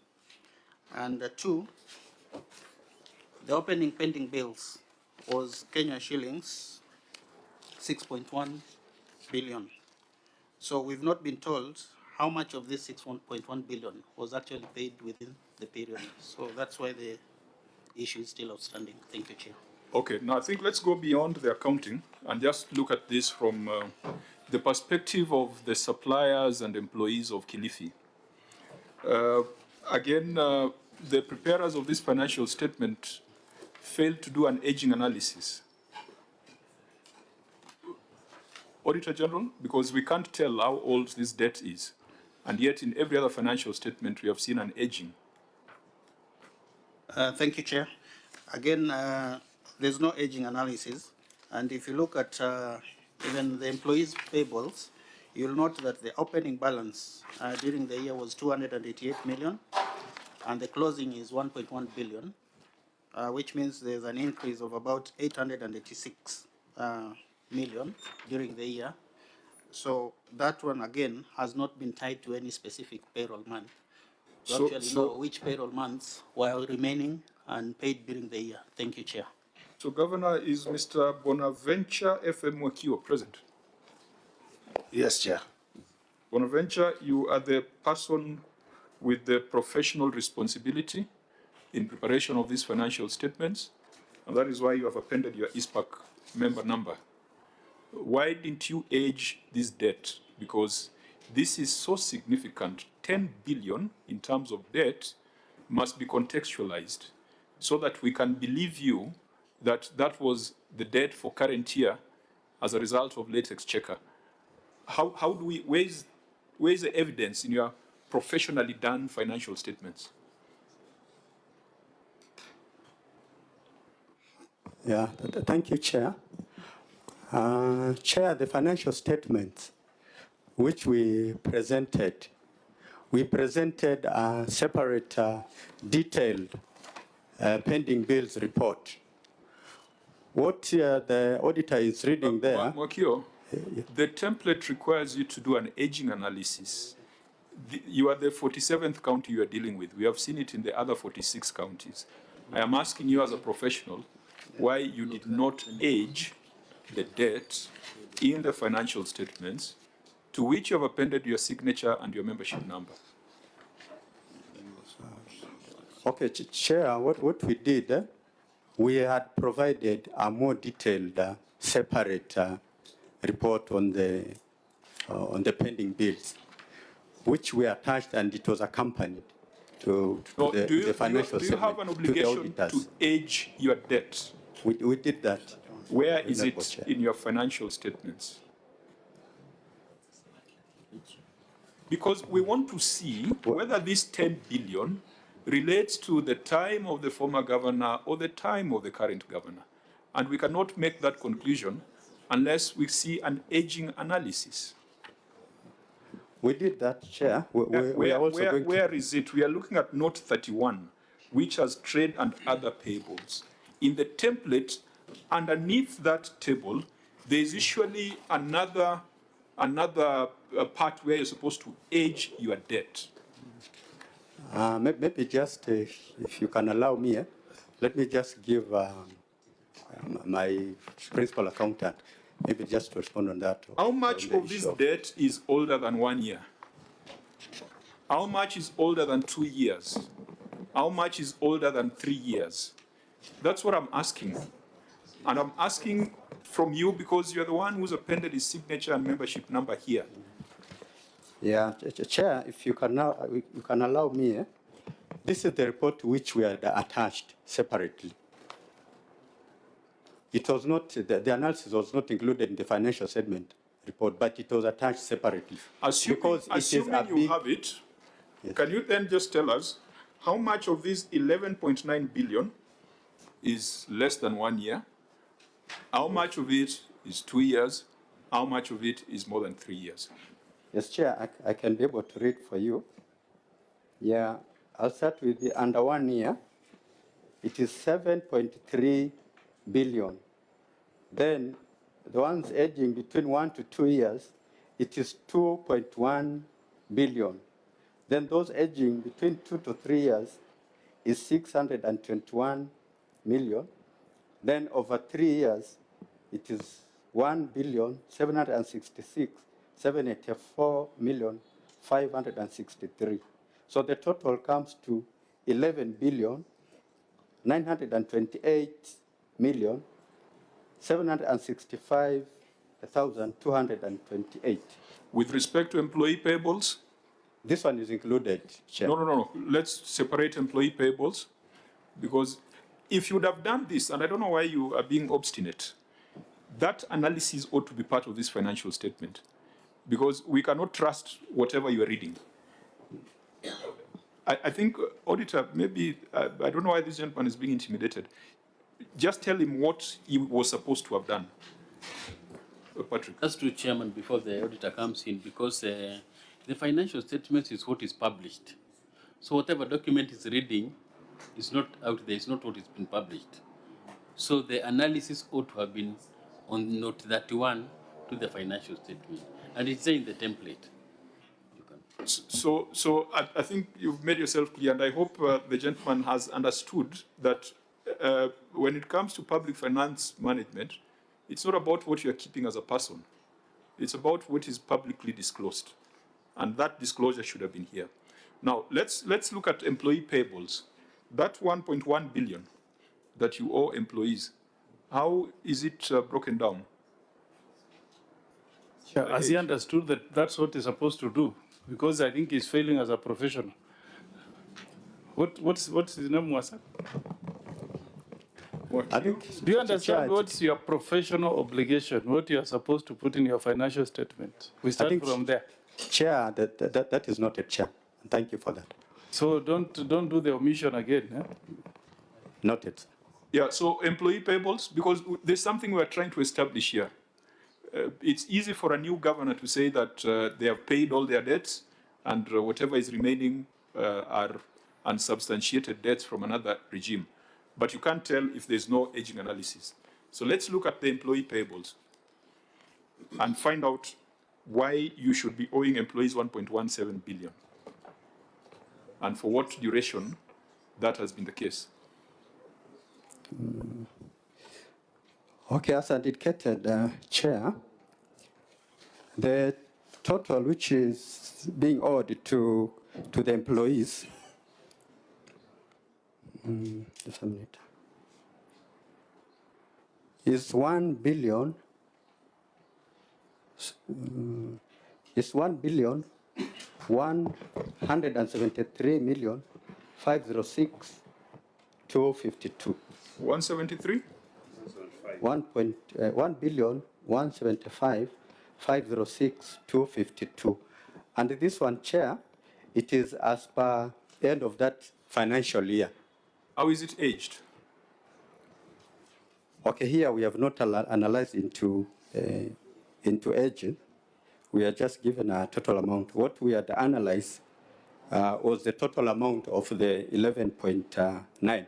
We had not categorized it as to. But yeah, so Governor, these are the areas where we are saying we must also take administrative action, because this is such an important analysis that ought not to have missed in your financial statements. And more so when you look at the amount involved. I don't know whether there's any other county beside Nairobi where we have seen a pending bill of 11 billion. 11 billion is a 2-year revenue for some counties. Chair, it's unfortunate that the officer who is answering, he knows that this financial year, from July last year up to now, we have paid how much billions on pending bills? 5 point? But you're not telling the Senate. So how did you want them to understand? You want us to leave this room, this Senate, knowing that we have all people 11 billion when we have paid 5 billion? You're also not serious, man. Okay, Governor, you will do that exercise when you go back home. So, Chair, for now, let me give the directions. You know, you say the governor should say the truth, nothing but absolute truth. Thank you for saying it. No, but now he might intimidate his officers. I just want us to be. Chair, what I wanted to get. So, does it mean, Governor, through the chair? They have paid 5.7 billion, Chair. So out of and for an officer to stand in front of Senate, and you will deal with it when I go home. No. Governor, maybe Senator Chiragi, so that, yes.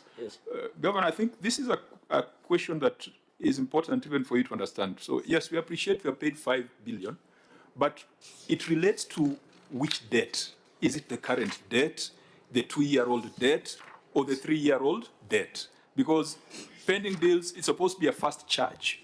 So even when you say you're happy you are paid 5 billion, we have no visibility on whether you're doing the fast charge as required by law. So it's something that we must also probe further. Senator Chirarke. So, Governor, out of 11 billion, you have paid 5.7 billion. In your financial statements, I have not seen the aging analysis. So maybe you might have that information here or there. What was the basis of your payment of this 5.7 billion? And now that the gentleman, was it called Makio, through the chair, he might have to take an oath. If he can be able to now that he says he has information there, if he has the aging analysis, can he get us that so that when the governor answers about paying 5.7 billion, it would be easier? Because, Governor, to imagine that even if you still owe another almost 5 to 6, average of 6 billion, it's still a lot of money. And I want to imagine the businessmen and women of Kilifi who are being owed by the county. I can imagine the pain that they go through. So is there a schedule of breakdown of how many people have you paid in your annexures? How many are pending bill? Governor, is it here? Is it in the part of your annexures? So maybe so that the governor can answer about Senator Maruma? This 1.1 billion, is it possible to disaggregate it in terms of salaries and emoluments, because there are late exchequer release, then LAP fund, LAP trust, NSSF, payee, and so on? Is it possible to break it down like that? The 1,175,506,252.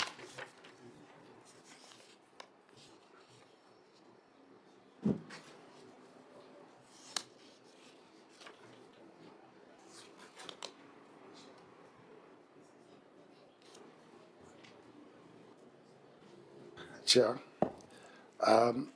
on the issue of the bills, then I'll let the officer answer on the 1.1 billion. On the issue of pending bills here, you will realize that as much as they did not put annexures, I can explain what is going on. One is, apart from the bills you have paid, they were not paid according to age.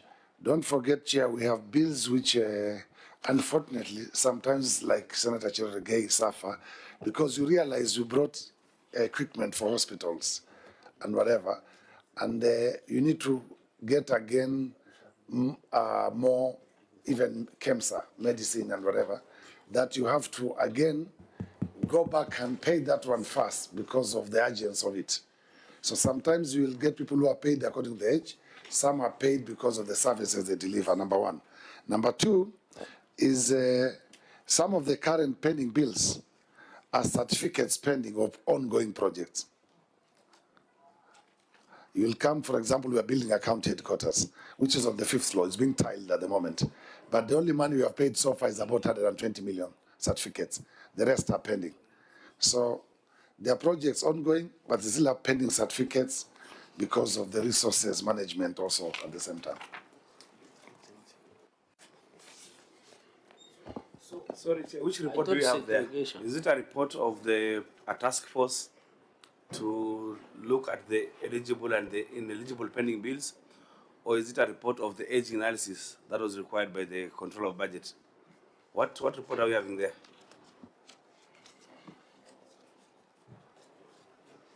And maybe in addition, Senator Maru might add something about segregation. The justification is, Governor, you have said you pay on need assessment. The more agent like medical supplies and whatever over ongoing projects. So that is the segregation that we wanted.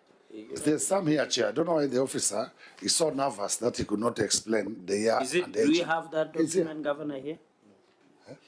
Chair, maybe you don't. Which report? This is on whose book? Did you hand over this to the? Is it a report of the aging analysis or the report on a task force on the eligible? It's not attached, Chair, but it's here. So you needed to read it and tell the Senate that you have not attached it, but you can leave a copy. Where is that Makiofel?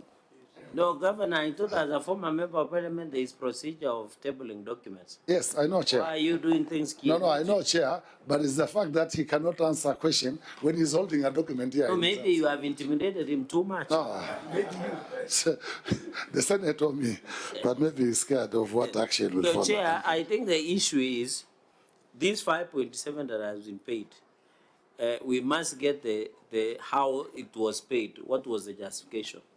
Then the outstanding amount, the segregation, because, and then you have brought another angle, which is unusual, of raising certificates on ongoing county government projects.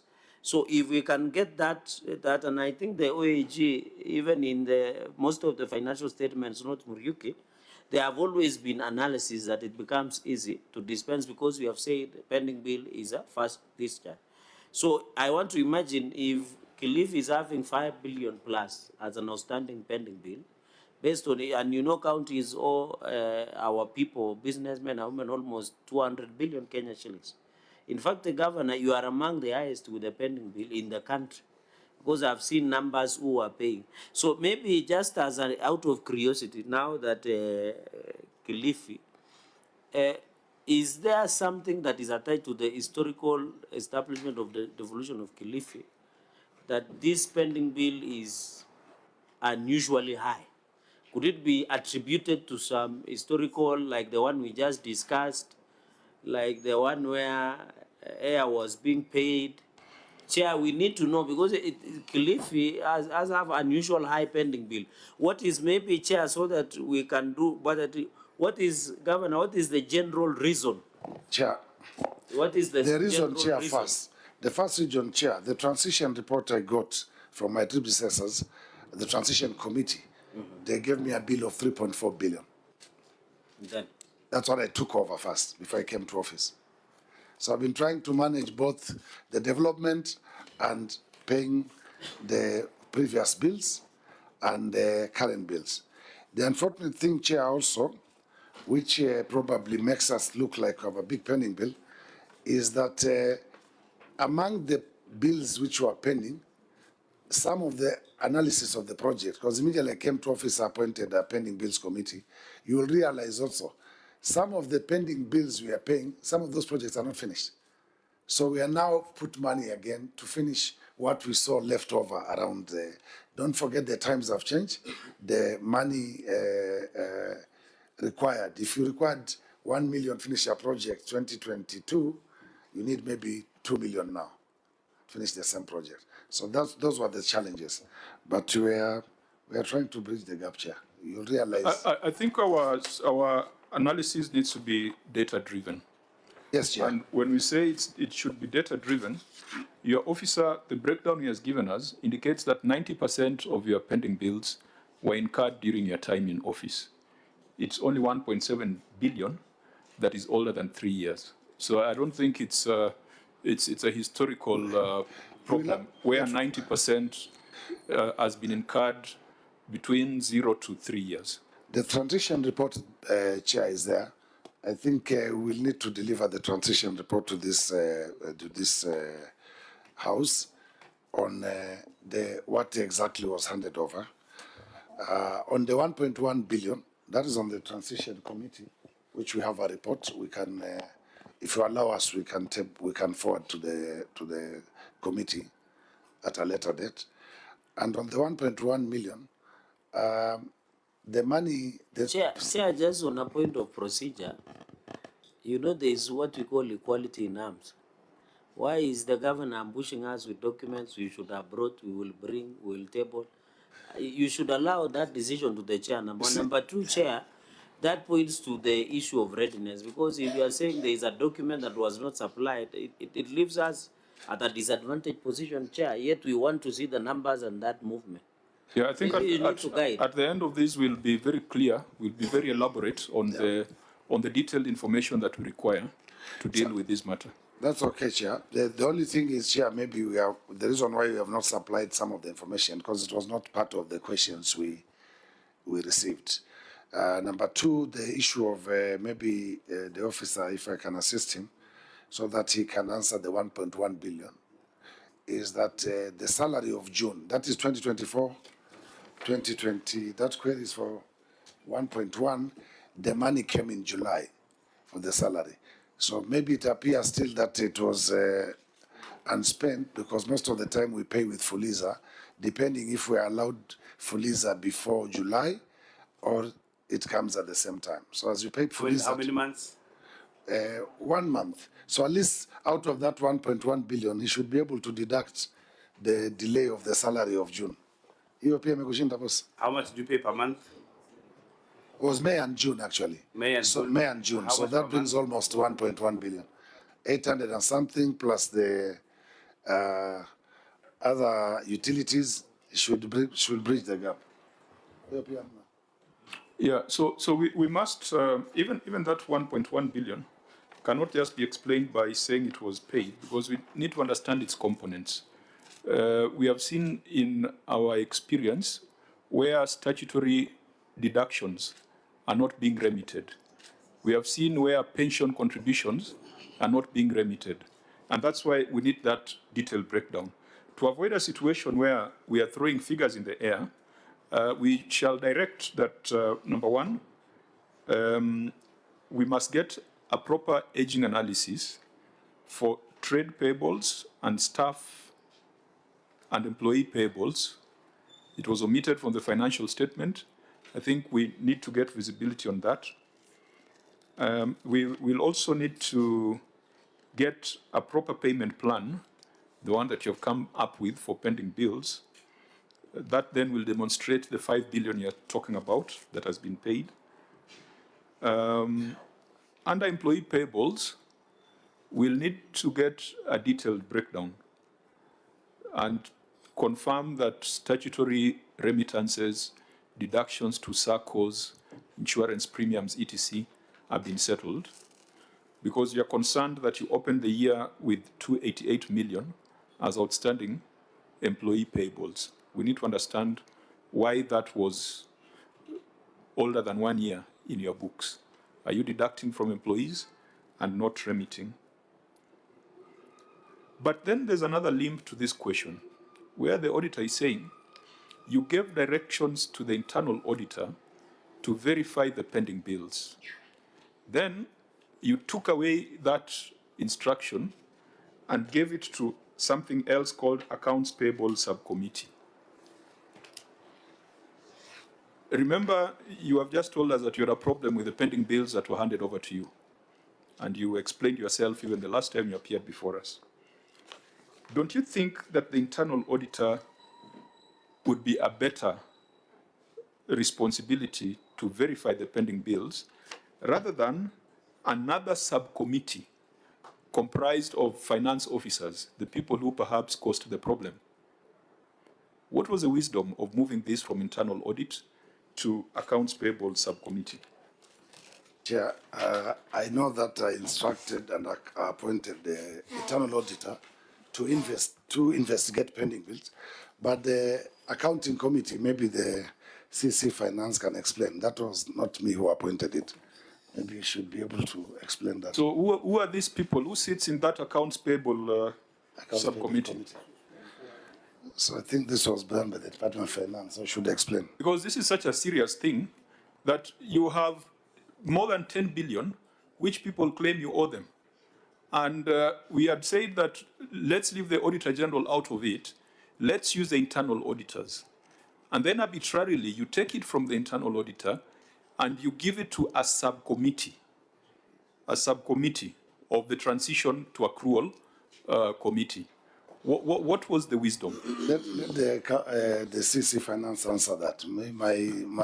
But who appointed governor? Who made the decision to withdraw that power from the internal audit? No, I appointed the internal audit. If somebody went and did anything else which I'm not aware, I can explain it here. Okay, let's hear from CC. Thank you, Chair, and with the authority of my governor. I think we're handling two separate issues. The internal audit was specifically looking at the pending bills, but this committee that we are talking about here is a committee that was appointed as a transitional committee to move from, particularly on the reporting side, where now we were moving into the accrual. So this committee was specifically looking at transiting from the previous reporting system or method to now the accrual. So it, I think just go back to the written response that has been read by the governor. And I would expect that you were involved in its preparation. You have said that the county government reassigned this role to the accounts payable subcommittee, full of finance officers who perhaps are the masterminds of the fake pending bills.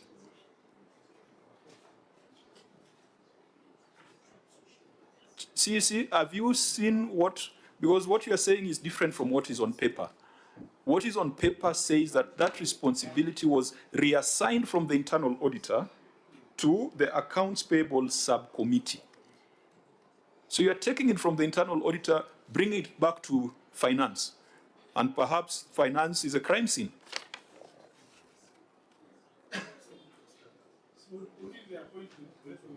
Yeah, through you, Chairman. Chair, Who appointed this subcommittee? Both the person who was acting as CC that time and the current are both here, so maybe they can help each other to answer those questions. Yeah, so CC, your explanation does not tie to this because you're saying that your explanation is that they're complementary. The response here says it was reassigned. It was taken away from internal auditor, taken to another subcommittee that is controlled by finance.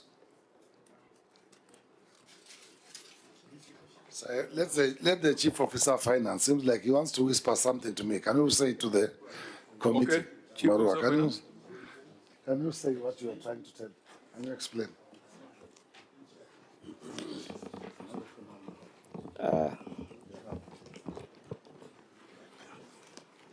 Yes, Chief Officer, and please be guided by use as a reference point should be the governor's written response, because that's what was submitted under oath. Thank you, Chair, and with the blessings of His Excellency the Governor, this subcommittee was not supposed to take away the responsibility of the internal auditor in checking the pending bills. It was supposed to check the baseline of pending bills. Chief Officer, do we dismiss the report that has been tabled by the governor? Because the report said that the role was reassigned to the accounts payable subcommittee. That is what has been put before us under oath. Yeah.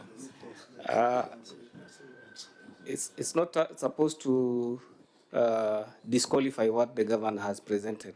Just giving a clarification on. Because you have said, we have gone further and even said that was done to avoid duplication of roles. I mean, I think it's the language. No, that it cannot be language. Even Chair, you know, a reading of that response, Chair, they are saying that this role was reassigned to account payable subcommittee, comma, a subcommittee of the project coordination committee of the transition from cash basis to accrual basis of accounting, comma, to avoid duplication. So which committee was that role reassigned? Because there are two committees here in the same sentence.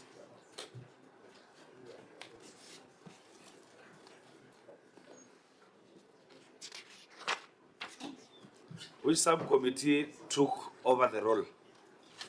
So, Governor, what do we do now? Do we trust your written response? we're in a big dilemma now. You know now, Chair, I don't know if he's the internal auditor because you can see the internal auditor is the chair in that committee. So what happened between when we appointed her to check pending bills and that approval committee when it was formed and she became the chair?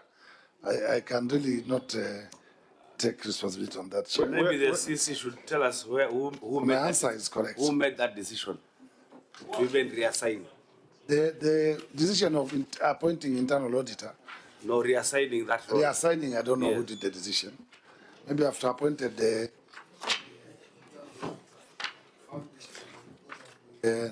necessary to appoint another committee to help our team. I don't know, but I appointed the internal auditor because I wanted to know exactly how much pending bills we have and if there's value for what we are supposed to pay, if projects were done or not done. And really, that's the right thing to do. Yes. If there is a reassignment which you cannot account for, then there's a big problem. Because you see, Governor, we don't exist in a vacuum. Sometimes you receive anonymous messages around pending bills, payment in Kilifi. But if you now start seeing a pattern where the governor gives directions and officers reassign, then it tells you there's a problem. We are very, very uncomfortable with reassigning this role from internal audit to the same players who can generate documents from tender to delivery notes. My question, Chair, would be to the auditor, even as we're grappling with that transfer.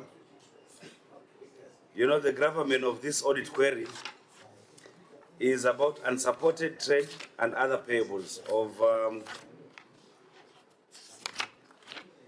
10.7 billion, no, 11.9 billion. That in addition to the trade payables, that's the second paragraph of the same paragraph, paragraph 6. It reads, in addition, the trade payables balance of 10 billion, 10.7 billion, schedule omitted critical details such as LPO, LSOs, supply invoices, deliver notes, date of contracts, and so on. So maybe the auditor, have you received these now? And can you account for the 10.7 billion that you queried? Thank you, Chair. No, we've not received that information in a schedule with those details. Thank you, Chair. Governor, you need to fix this problem. I'm trying to look at even the designation, and I see this letter signed by your CC for finance, Peter Mwarogo Samuel. Yeah, he's here. That's why I wanted him to explain. So Peter what Mwarogo happened. Samuel, the law required you to set up this committee for a completely different purpose, for transition from cash to accrual. Why did you usurp the function of the internal auditor by taking away that power from the internal auditor?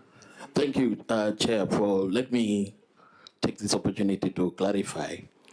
The power of the internal auditor was not usurped in that, because the role of this committee was supposed to work on the transition to the accrual basis of accounting. Have you read the written response that the governor has read? I think there was an error in the written response, which we accept because it was it's not changing. It cannot be an error. Yes. It is a very, very substantive matter, and in support, you have attached appendix 11. There's appendix 11 here, and even in that transition to accrual accounting committee, I can see the internal auditor is part of that as the secretary, isn't it? Is it the chair? No. The internal auditor is there as a what? The chair. Look at minute 4 of 2025, 2026, terms of reference. Internal auditor is supposed to be the chair of that committee. Which committee? The transition committee to the subcommittee for the transition to accruals. The chief officer finance was designated as a chairman, the director accounting services a project coordinator, while the director internal audit services was a secretary. That is as per the minutes you have submitted. Now, this is a team that you want to verify pending bills. Chief officer finance, who may have been responsible for fake pending bills. Director accounting services, who may be responsible. What then would be the independence, functional independence of the internal auditor? When made the secretary to the chief officer, made secretary to the director accounting services in terms of verifying the accuracy and completeness of pending bills. You'll just end up with, it will just be a lab for manufacturing and laundering pending bills. There is a problem here, Governor. So I think we have demonstrated enough of it. We might just want to ask you to do one or two things so that when we come to Kilifi, we can have a better conversation. Because I think you have seen where the gaps are. Please go and review this so that when you are presenting pending bills, even you as a governor, you've got a good feeling that it is verifiable and it is accurate. But you need to look at those internal reassignments because they might conflict the objective you have as a CEO of the county. Thank you, Chair. And I have just a committee which I gazetted and I've just completed to look into all those things you see in their papers, which will be reporting to me in the next few weeks. So that will be able to give me a really. Okay. Since we have a definite date when we come to Kilifi, we can probe this further because it's not just numbers. These are small companies. These are lives that are at stake. So maybe when we come to Kilifi, make sure that we've got a more detailed analysis of this and better responses than what we have received here. But Chair, I'm very uncomfortable because if pending bills worth 10.7 billion, the documents are not there. It means that these people will not be paid. So you need to really give us an indication where these documents are. If they are not within the presence of county government of Kilifi, then the suppliers should really provide. They are, Chair. Yeah? We have, as I've said, yes. You'll see there's a gazette. I did not, because it was not part of the questions, I did not bring it.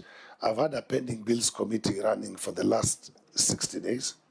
They have just completed their work. They have all the vouchers and pending bills with them. The last 2 months' bills were being paid after they clear document from that committee And not only the document, but they must clear the instructions and terms of reference from me was two things: the voucher and the really project, pictorial, or the committee goes physically to verify before they tell Treasury to pay. So we have more details. We'll provide that, Chair, when you come. Okay, fine. So I think the last observation here, there is something here, honorable members, that is crazy, in the sense that in the month of July 2025, Kilifi County received 4.5 billion. That is in the management response. Management response, page 8, where the governor is talking about late exchequer releases. The governor's response on page 8, where the governor explains the reasons for the pending bills. And I think it's a matter of national concern. If 4.5 billion can come in July, and the entity is expected to utilize that money within those timeframes. I don't know, today is 15th of June. You have 15 days to the end of the financial year. How much remains unremitted to Kilifi? May and June, Chair. And that's how much in total? Will be 2.2 or something, thereabouts. 2.2? Yeah. But you'll see that to the end of the financial year? Yes. So this one was 4.5 billion. Chair, you'll see you have money there from conditional grants. Kilifi has a lot of that. We have the water, we have like 1.7 billion. We have royalties, 950, which was probably pending for 2 years. We have KUSAP, we have KISIP, we have FLOCA. We have all these things. So I think these guys should be able to explain all that money was for which entities. No, I mean, it's not a problem. We are just asking ourselves, if you're given 4.5 billion in July and given 14 days to spend it, because that's the situation, isn't it? Yeah, what happens here is... The system is open up to 15th of July. Yes, what happens here is some of these monies, they don't stay in the CRF. They go straight to the entities, special purpose account. If it's water, it goes to the two companies, because it's indicated they have 700 million maybe for Malindi Water, 500 million for Kilifi Water. It's transferred. If it's KIPES, the money is transferred to the special account of KIPES. So it does not stay in the same account. It will be, yes. What Chair is saying is you must spend that money within 15 days. And what we are saying is it's very untidy the way national government is transferring cash. I thought you should agree with us. That yes, I agree with you. Yes. We have received the money very late. Yes, that's the issue we are actually, and actually we received after you people intervened, the senators intervened, that the money is... You remember there was the signing of the conditional grants, which delayed for so long. First it came to you, then it passed through you, then the president assented. It all took so long. Actually, the World Bank, the country director visited, and we had a meeting with me, with all the team of World Bank. That's why they have extended the time of completing these projects, because it was not tenable that the money came to Treasury, but they did not, for some reason, disburse this money. But I think the government, national government, managed to explain to World Bank, so they came and we adjusted all the timelines. I think, Governor, this is a challenge we throw to you. No. The next time the Council of Governors is meeting in Kilifi, let them make resolutions that are more useful to the nation. There is no way that you can get 25% of your money in July, and then you have to spend it in 14, 15 days. Those are far more productive issues to engage on. This amount of money is what Tharaka Nithi gets in a year. Tharaka Nithi spends that money in 365 days, and then it is sent to you to be spent in 14 days. I mean, we must hold Treasury to account. It is not, there is no, unless they are gods and angels in Kilifi. If you have to spend 4 billion in 14 days, itakulwa. So that must be the conversation. We jointly take a position and face the National Treasury head on. This is extremely untidy. 4 billion in July, and we have to spend it within 15 days. Thank you, Chair. We'll need help from you. I know we still struggle through Council of Governors, but if the Senate committee comes in, will help us a big deal, because you can even summon Treasury. Just to go on record is that, you know, National Treasury has been always violating Article 219, because when the money is appropriated by the Parliament, it should be released without undue delay. And I remember, Chair, I think all of us in this room, except Senator Kataya, we were in the last session, and we had to censure the former minister, Ukuri Yatani, over similar matters of delay in exchange exchequer releases to counties. So I don't know what is the wisdom of National Treasury to delay the release of the money up to the last minute. And of course, there is the issue of now EGP. There is the issue of deadline and access through the IFMIs. So there are still many challenges with IFMIs in terms of, and also control of budget? Yeah, actually, where we spend a lot of time is the control of budget. If you see the last disbursement, it took us at least 4 weeks to be cleared everything. As I'm talking to you this morning, I was battling with my teams to make sure that the legal department of COB clears insurance for our staff. Don't forget the insurance expired. I've been negotiating with the insurance company that please don't discontinue us. But it's already 4 weeks now. The money we have in the account, but we can't pay because we are waiting for clearance. Chairman, I mean, Governor, I thought SHA is working. Why are you taking private insurance? And I knew that is where Congo Mugen would want to go. I was just waiting for that. I thought the governor, I think I can assist you, Governor. I thought you meant other forms of insurance like car insurance, car cover. So why is Senator Congo Mugen quick to run to SHA? And by the way, he was missing in United Opposition rallies in Western. You should have said those ones in rallies, not in this committee. Order, members. Chaired by the broad-based chair. There is a substantive audit finding on irregular procurement of insurance services. I think we can have that conversation when we get to it. Now, you know, we keep learning. I want to understand. Teachers are covered by SHA. It's working. We, day in, day out, we get serious queries. Chair, point of relevance. From... we are not discussing teachers cover just a minute. No, let me just prosecute, then we rule. Yeah, you have been begging us to ask some of the questions, yet when it comes to I think let's allow Senator. We are facing this problem, including where I come from, Nyamira, where you find we are paying a lot of money to SHA to cover employees working within the county government. And again, you are paying a lot of money to private insurance companies. Notice, I think we had a big issue from Nandi, audit query. So I want to really understand, how do we progress as a country? When I was in the health committee last time, we had said if we have a universal health coverage, more money will be paid to that entity so that it's liquid to support universal health coverage. Now, with this idea of counties opting for private insurance, how do we reconcile? Now, Governor, let's just to make sure that we are still relevant and in the audit, let's just examine that under irregular procurement of insurance services. Thank you, Chair. I think that's under lawfulness. It's the first paragraph on lawfulness and effectiveness in the use of public resources. Auditor General, so that it's not a hypothetical conversation.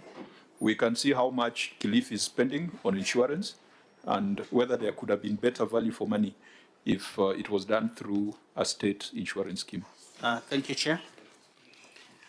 Irregular procurement of insurance services. Management engaged an insurance firm to provide medical services, medical insurance at a cost of Kenya shillings 398,331,861 per year through a contract signed on 27th January 2023 to run from March 2023 to 29th February 2024 with an option of renewing the contract by the client subject to an internal performance review by the client's representative, and a notice to renew shall be served to the service provider not later than 1 month preceding the end date. A new contract agreement was signed on March 2024 for a period of 1 year until 28th February 2025 with an option of renewal by the client subject to an internal performance review by the client representative, and a notice to renew shall be served to the service provider not later than 1 month preceding the end date. The contract was again renewed for a period of 2 months from 4th March 2025 to 4th May 2025 at a cost of Kenya shillings 79,666,373 through an addendum agreement dated 25th February 2025. However, based on the contract sum for the last 2 years, the prorated cost of the 2 months is Kenya shillings 66,338,643, resulting to an explained variance of Kenya shillings 13,277,730. This was contrary to Section 139, subsection 2, subsection A of the Public Procurement and Asset Procurement Disposal Act, which states that an accounting officer of a procuring entity,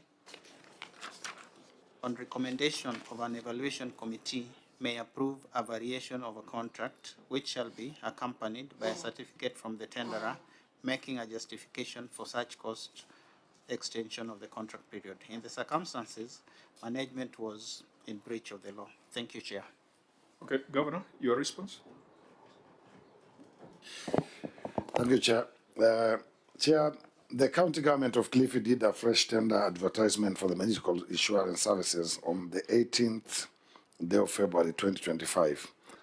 On the 25th day of February 2025, the county government of Kilifi received a complaint from an advocate on material governance issues to be addressed. On the strength of the complaint, a consideration for termination was initiated, and the tender was ultimately cancelled on the 10th day of March 2025, following an advisory letter reference number PPRA stroke MSA stroke 5 stroke 10 volume .171, dated the 7th day of March 2025 from the Public Procurement Regulatory Authority. To avoid the risk of exposure of our staff and their dependents from non-coverage of medical insurance owing to procurement procedural delays, the accounting officer extended the contract with the service provider for a period of 2 months, pursuant to the recommendations from the Contracts Implementation Committee, following a meeting held on the 25th day of February 2025. Further, the premiums for the 2-month extension were higher than the prorated amount, since members had fully access to their full benefits for the 2 months, and the benefits could not be prorated. A risk premium of 20% was charged to cater for the members who might have assessed fully cover limits within the 2 months. Attaching hours of the 2nd day of March 2026 at pages 700 to 719 as appendix number 22 are minutes of the Contract Implementation Committee dated the 25th day of February 2025, authorizing extension of the contract to the accounting officer. 2, request letter by the county government of Kilifi for extension of the medical contract for 2 months, dated the 25th day of February 2025. Acceptance letter by the medical insurance cover provider for the extension of the contract from the service provider, stating the additional 20% risk premium, dated the 26th date of February 2025. Quotation for premiums from the service provider for the 2 months extension. Minutes of the contract implementation committee dated 27th day of February 2025. Acceptance letter by the county government of Kilifi of the quotation of premiums dated the 28th day of February 2025. Letter referenced KCG PSM PO 2024/2025/volume 1 /07 and date the 18th day of March 2025 by the county government of Kilifi to the Director General, the Public Procurement Regulatory Authority. Letter reference EKA PPRA 006/006 and dated the 25th day of February 2025 by the law firm of Onindo and Associates Advocates to the Director General, the Public Procurement Regulatory Authority. Advisory letter reference PPRA/MCA/5 MSA/5/10 volume 1 71 and dated the 7th day of March 2025 from the Public Procurement Regulatory Authority. Thank you, Chair. Auditor General. Thank you, Chair. Based on the client's response, the query was asking for two things. One was on approval for the variation of the contract, the procedure that is applied, and a recommendation from the evaluation tender committee. Those documentation are not within the documents attached, and that was the basis of the query. So in terms of the response, the management was still in breach of the law. Thank you, Chair. Governor, you have given a very elaborate response. Why can't it be supported by documentary evidence? I don't know what time or when we have tendencies sometimes here, which I always try to run on my officers, that the time they get the documents most of the time is when the auditors either have exited or whatever, but we have said we'll do it differently. We have been in communication with the AOG that during the entry and exit, when I'm there myself, I'll be able to get in between what they are looking and they are missing so that it's provided for. But in the meantime, Chair, if you allow us, we'll provide this to the AOG, ASP, as soon as possible. It's not part of the annexures you have here, because I'm going through your Appendix 22. I think the variation was not part of. There's some documents, but the variation I don't think is there. Okay, so if it's not here, then the matter is still open. Now we might then ponder on the question raised by Senator Okongo Mogeni. You are spending 400 million a year on staff medical insurance. Can this not be provided through the Social Health Authority if they've got an institutional cover? Chair, unless we engage. I know when we were in National Assembly at one time we engaged in NHIF. Unless we engage, because you realize that the payments SHA do. SHA is working very well. From our hospitals, we can say the only thing we have is always the delay of reimbursement. Otherwise, payment for a client, when you walk into the hospital, you have been treated, and payment will be done and will release you. But our reimbursement now is what takes time. Don't forget, many of the private hospitals here have not yet embraced to take the SHA in their hospitals.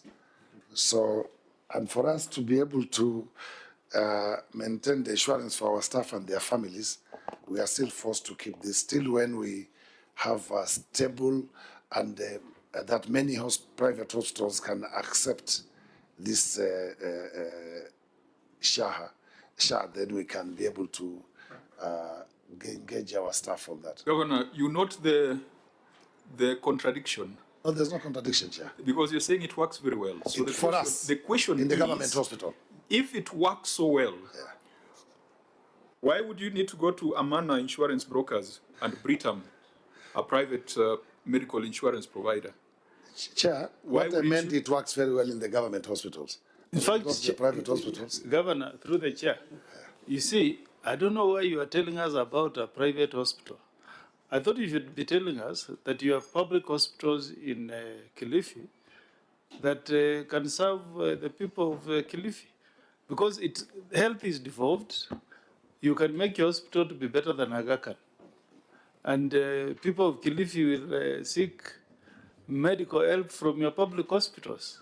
You don't need to come here and confess that you are of the view that private hospitals are better equipped than our government entities. And then, just to borrow from what the chairman said, this meeting you had in Kilifi, if the problem with SHA is on defined benefits, you can, as COG, you can make a request to Senate to make some amendments to the law so that SHA has defined benefits that can be accessed by the people working in your counties. If you want inpatient of a certain amount, outpatient, dental, you can make that proposal so that we can say governors are taking care of the health of people who reside in our counties. Thank you, Chair. I think on that, Chair, what I must say is, one, it's a very good idea, and that's what I'm really looking forward. I have already engaged different partners who are locals of Kilifi to start providing a private wing at Malindi Hospital, eventually at Kilifi Hospital, so that all these facilities which... Yeah, Chair, that is dangerous. I don't agree with that because maybe we went with health committee. In one of the sub-counties governor in a level 4 hospital called Maraba sub-county in Tindred near Kisumu, they have done what you are trying to do. So you find where ordinary the Olopolois are walking into is very dirty, there's no drugs, there's no... But in the same hospital, the one they have is using that the SHA runs, has everything, has drugs, has doctors, is very clean. So it creates two classes of citizens, which is dangerous. So let's hear what is... yeah, we are not discriminating anybody, Chair. You will see the different type of services. The insurance does not only for, it's not only for our staff. What we are trying to encourage now with the improvement we are doing in hospitals, I wish we got the hospitals at a level where we could already admit. But now you could see, we are admitting some of the doctors, and we have tried now to accredit even some insurances so that even any other person who does not work in the county but is insured can still be able to come and pay there. If they are not insured, they have another private insurance. That's where we want to go with hospital, but does not mean we are discriminating the other. Without maybe the governor going to private insurance or private wing of a public hospital, what is wrong with just enhancing SHA? Have you approached SHA to have something equivalent to enhanced NHIF for public servants? Because really, if you have 400 million pumped into SHA, I think it will work even better. So what are the challenges? Have you approached SHA? What did they say? That's why I said they want to borrow the chairman and Senator Mugeni's advice that we engage a COG and engage SHA and see if we can come with better terms. I know that we did it when we had when we were in Parliament, when the former members, we have what was called FOPA, which we negotiated with NHIF, and they were paying for us substantive amount of money through NHIF to sustain especially members who had left Parliament and they did not have insurance. So we'll approach SHA. There was, I think someone introduced themselves in a delegation as head of health or something, medical services. They've gone out because Chief officer is here for health services. That's a chief officer, health services. Yeah. Now, chief officer, beyond what has been queried here, maybe just going back to Senator Mogeni's question, does SHA have an institutional product that can cover the employees of Kilifi? Have they developed something? Yes, but there are some services, scope of services that by the time we are thinking of engaging the private insurance company, we had not set up. Well, I'll give an example. By that time, we didn't have a single CT scan in the county. So we had to refer those patients to another county probably in private hospitals. So because of those services that we did not have at that particular moment, this idea of having... We didn't have a CT scan. Yes, but we do now. And yet yes. we have sat here for the last 7 years approving money for managed equipment scheme. MES, which was supposed to provide those facilities. Yes, but the management equipment services, the packages were not standard for all the counties.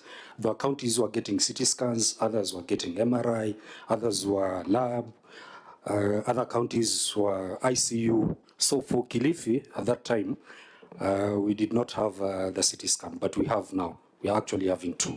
So I'm just giving that as an example, that the scope of services that, sorry. How did you acquire that CT scan? We procured one as a county, and then now there's the new National Equipment Program, the NESP. We have also acquired 1 CT scan through that program. So we have 2 CT scans now. So now there will be no need for even our staff to get these services from either the private hospital or out to the county. And that's it's an important point, which maybe we can just deliberate on it a bit. And I like the information. So it means that what stops us from going full blast on SHA for employee cover is the sorry state of public facilities. Yes, especially equipment and quite some services that probably the healthcare workers will want. Like, for example, we could be offering the general surgery through the normal way, but a healthcare worker would want to benefit from a service that he himself is offering. For example, laparoscopic surgery. We might not have the tower for laparoscopic surgery, but it's available in a private hospital. Yes. So I get the point. I understand you. So the responsibility still goes back to the county government. Because you see, it's you, Governor, to make your county hospital the most attractive facility. Like Chief Officer, God forbid, if you collapsed in your office and we needed to rush you to hospital, will we go to the county referral hospital or will we opt to go to the private hospital? Right now, I can confidently say that we are, and you will be able to witness that when you come to Kilifi, you will visit. There's a lot of investment that through the governor, His Excellency, have done, and we have all the services now. Which one? So if we have which one? The Kilifi County Referral Hospital. Okay. You have a heart surgery? Yes, we have a cardiothoracic surgeon. We have a cardiothoracic surgeon who just come to school. So we're in the process of equipping 1 theater out of the 6 theaters we have, so that we can have open heart surgery. In the moment, we did not have ICU. Now we have an ICU, so we can. If you come from Speaker Kingi's village, yes, Marafa, and you had a problem, how long will it take you to get there? To your state-of-art facility? About 20 minutes. From Adu to Kilifi. From Adu to Kilifi will probably be 1 hour. 1 hour. Yeah, And in the which road case, is 1 hour plus. the cardiac will be arrested by that time. Yeah, but Chair, what we are doing... Governor, as you respond, now. Governor, as you respond, Governor, because the road is tarmacked. Only, I did 4 kilometers when I came to office of that road. Now the president has come up with a program to tarmac it all the way to Kamale. So you might not have cardiac arrest, okay. So, Governor, for some of us who were born in that era, when government was government, I was born in a government hospital. I saw that we are encouraging our women to go and deliver. Is it a level 2? Yes. Primary health care. Yes. Have you improved the beds? Because the last time we made a visitation in a health facility, Mama Naza analala kwa ile kitanda flat. In a private, you'll find this bed, they adjust. Unafinya tu namna hii, the way moyo went somewhere, inainuka tu pole pole. I don't know whether you have, that's what we are looking at. You know, some of us who believe in devolution, Chair, I don't know whether we have reached that level. I've changed all that, Chair. When I came to office, we had only the fabricated beds. Now we have all the modern beds. Even when you have the business of you having family members to lift you up because you are too heavy to be treated by the doctor, we have now a remote control. You can turn anybody at any weight. We have about 16 of those. And then the other beds like Mombasa Hospital and Nairobi. When you come to Kilifi, Chair, I invite you to visit Malindi Hospital and Kilifi with me, and you'll see the transformation of health. The problem we still have, why we have all what we are saying, people we still have to take insurance, we still very low on diagnostic. Where I sit since I came to office, and the doctors and the team here, they will tell you, what I'm really fighting for is diagnostic. We had no ICU working, we had only one bed, now we're at 11 in Kilifi. I am doing another 11 beds ICU in Malindi and HDU. By the time you come, we'll be full operational. We have finished constructing everything. You will also find that when it came to things like dialysis, they were non-existent when I came to office. So what I do through partnership with the Hungarian embassy, I got now a cooperation where they do placement of beds and we buy reagents. So now we have dialysis in Kilifi County. So if we put together all these things here, we will not need to go to No, private Governor, hospitals. you are scaring us. Yes. Because you can't say in 10 years, when you came in, there was no dialysis, ICU bed. there was no CT scan. That's why The bed was one working, Chair. I didn't say there wasn't, there was one working. I think we need to be fair to the past administration. No, Chair, but Chair, they know You have got a very beautiful mansion. No, Chair. As a governor, it can't be that there was no dialysis. I've never stayed in that mansion, Chair, since I came And to you office. even But say there was nevertheless, no CT scan. How many dialysis beds do you have now? As we have in Kilifi 5, total 11. They all counted. And we think with our cooperation with the Hungarian government, we're expecting 13 more. We had a problem with what is going on now. We should have received the other 14 to expand.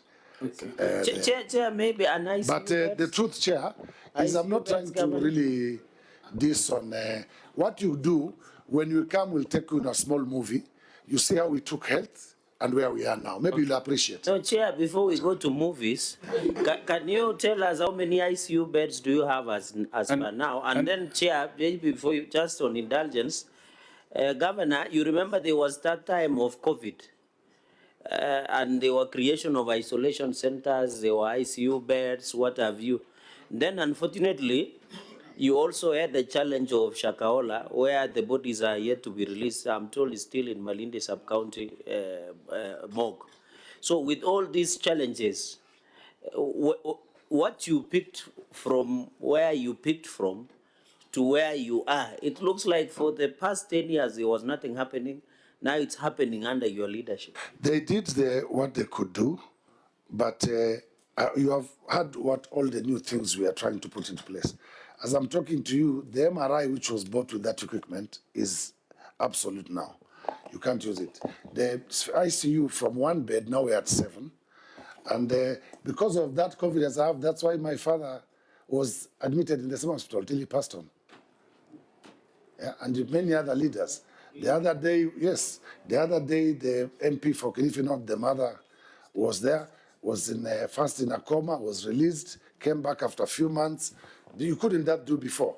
At the moment, actually, Malindi and Kilifi is serving Tana River and sometimes Lamu. We have many, and Garissa, we have many patients from there coming to Kilifi on CT scan, on all these other things. So we are building up the health sector. I don't want to condemn the previous government that they do something. They tried their best, but what you realize, and you queried us before, even during COVID, some of the things which were bought were already secondhand from wherever they came from. All what I'm investing on now is every equipment I buy brand new. That's the difference. Yeah, so members will, when we go to Kilifi, I know that the health committee will also move around to see some of the benefits or some of the gains. And, we can do what we did with Busia. You remember we did Yes. And I think oversight is best done on the ground. We'll also join the health committee to look at some of these issues. But I think where we started off was this 400 million. If every other county was to spend the same amount on medical insurance through private underwriters, it's about 5% of the money we send to counties, because it's almost 20 billion. So the question we must ask ourselves is, if we agree that SHA is viable and that it can work, why shouldn't we invest in facilities, public facilities, and so that even if you're paying premium, it goes to SHA rather than to the private underwriters? Because of this 400 million, 10% is already lost as commission to brokers. So that's a broad conversation that we should be having. As to the substantive audit issue, I think just provide those certificates that the auditor is asking for, because the explanation here makes sense, because insurance companies sometimes apply short-term rates, and short-term rates are not exactly equivalent to the prorated figure. So please provide that certificate so that we can close this matter. We had agreed that we'd run this meeting up to 2. I can see we are 20 minutes past 2. The reason for that was if any matter remains unaddressed, and there are very many issues that have remained unaddressed, we can have some business to do when we come to Kilifi in terms of site visits, and also it will allow you to put your documentation in order. You have seen the issues you have had with pending bills, and one of the 2 matters that we have covered so far. So I want to beg the indulgence of the senators that we can deal with one matter, and then once we are done with that, we can defer the rest of the issues to our next sitting in Kilifi. And that would be on deposits and prepayments, supported refundable deposits and prepayments. That's on number 7 on the certificate. Auditor General. Thank you, Chair. Unsupported refundable deposits and prepayments. The statement of financial position, and as disclosed in note 32 to the financial statements, reflect refundable deposits and prepayments balance of Kenya shillings 125,388,855, which was a decrease of Kenya shillings 59,381,194 from a balance of Kenya shillings 184,770,049 reported as at 1st July 2024. However, the reported balance was not supported by a deposit retention register. In addition, Note 20 to the financial statement on cash and cash equivalent reflects a balance of Kenya shillings 26,386,567 held in the county deposit bank account, resulting to an explained variance of Kenya shillings 99,002,288. In the circumstances, the accuracy, completeness, and existence of refundable deposits and prepayments balance of Kenya shillings 388,855 could not be confirmed. Thank you, Chair. Governor, your response? Thank you, Chair. Attached in hours of the second day of March 2026 at the pages 298 to 282 as appendix number 12 is a copy of the County Government of Kilifi Deposit Account Retention Register as at the 30th day of June 2025. The variance of 99 the variance of 99,002,288 refers to money borrowed from the deposit account. The sum of Kenya shillings 89,501,089 was refunded on the 27th day of February 2026, attached in hours of the second day of March 2026 at pages 383 as appendix number 12.1 is a copy of the Kilifi County Deposits Account number 1,357,339 account statement. Thank you, Chair. Auditor General.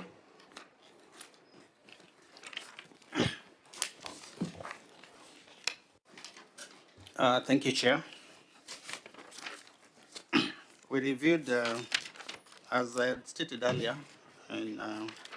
in my response to the unrefundable deposits, they are referred to on Note 20 and Note 32. And you'll find that on note 20, the decrease is about 137 million. And note 32, the decrease is about 59 million, which comes to about 196 million in total. So if you look at the appendix that they're actually giving,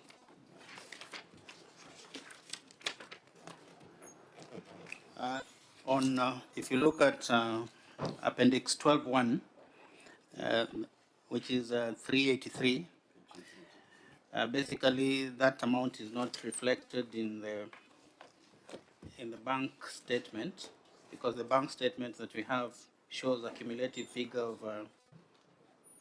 should be about 110 million. 110 million. And if you look at the decrease is about 196 million. So there's still a variance that needs to be looked at. Now, Auditor, I think let's just go step by step. You required a deposit retention register. Register, yes. Has that been provided? No. Governor, the requirement was a deposit or retention register to support the reported balance.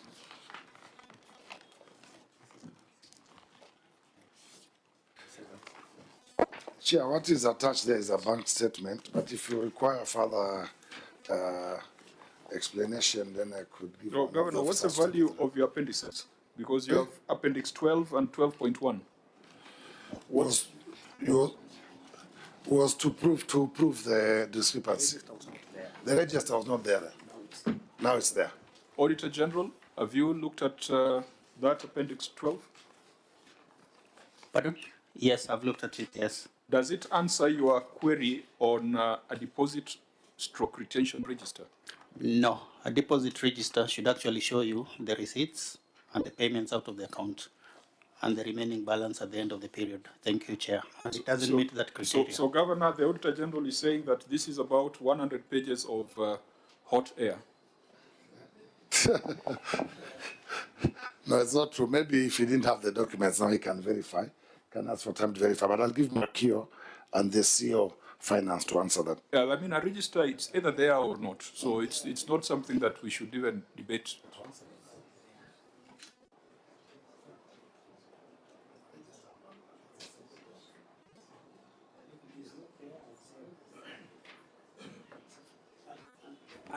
And Can you answer? 6 that I asked about, I saw it had something to do with retention. Annex 6, if I can refer, where I pointed they were blanks. If you look at the Annex 6 of your document, there is the schedule of retention. Does it explain the same? The two rows that you had cited earlier. The whole of it also, because when you go through Annex 6, the total governor of, you have indicated all these as retention. It comes to, I think it was 200, just with your indulgence, Chair. It was coming to 286 million. Is this the same register in Annex 6?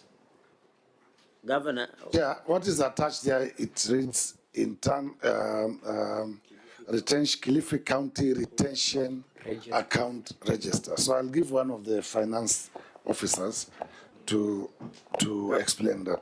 Governor, is it the same with Annex 6? Is it the same register? No, it's not. Oh, these are it's on page 1. Because these are list of payments paid out of deposit account. On page 298 here. You see that register there. So can you explain? 98. Yeah, the auditor says that is not what he wanted. Yes. Chair, if I can explain, if you go to appendix number 12, appendix number 12, that is a retention register, where the first column, we have payments retained. We have payments paid out of retention. The second column, we have payments retained, and we have the balance. That is the cumulative balance in the retention register, in the retention account, in the last column. Auditor General, first of all, the print is very tiny, so we're struggling to makes sense. But I'm seeing on page 382, there is a balance there, a total balance of 120. Can you read it out, officer? This is your document. What's the total on page 382?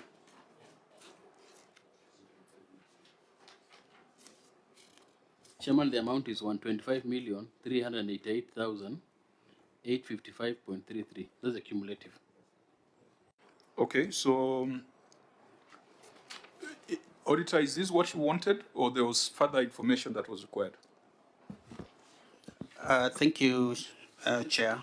I guess when we say about a register would be an independent document that actually shows, one, the receipts received and the receipts out of the account, and two, when you receive the receipts, there has to be a serial number that follows a sequence that shows you the completeness of the information.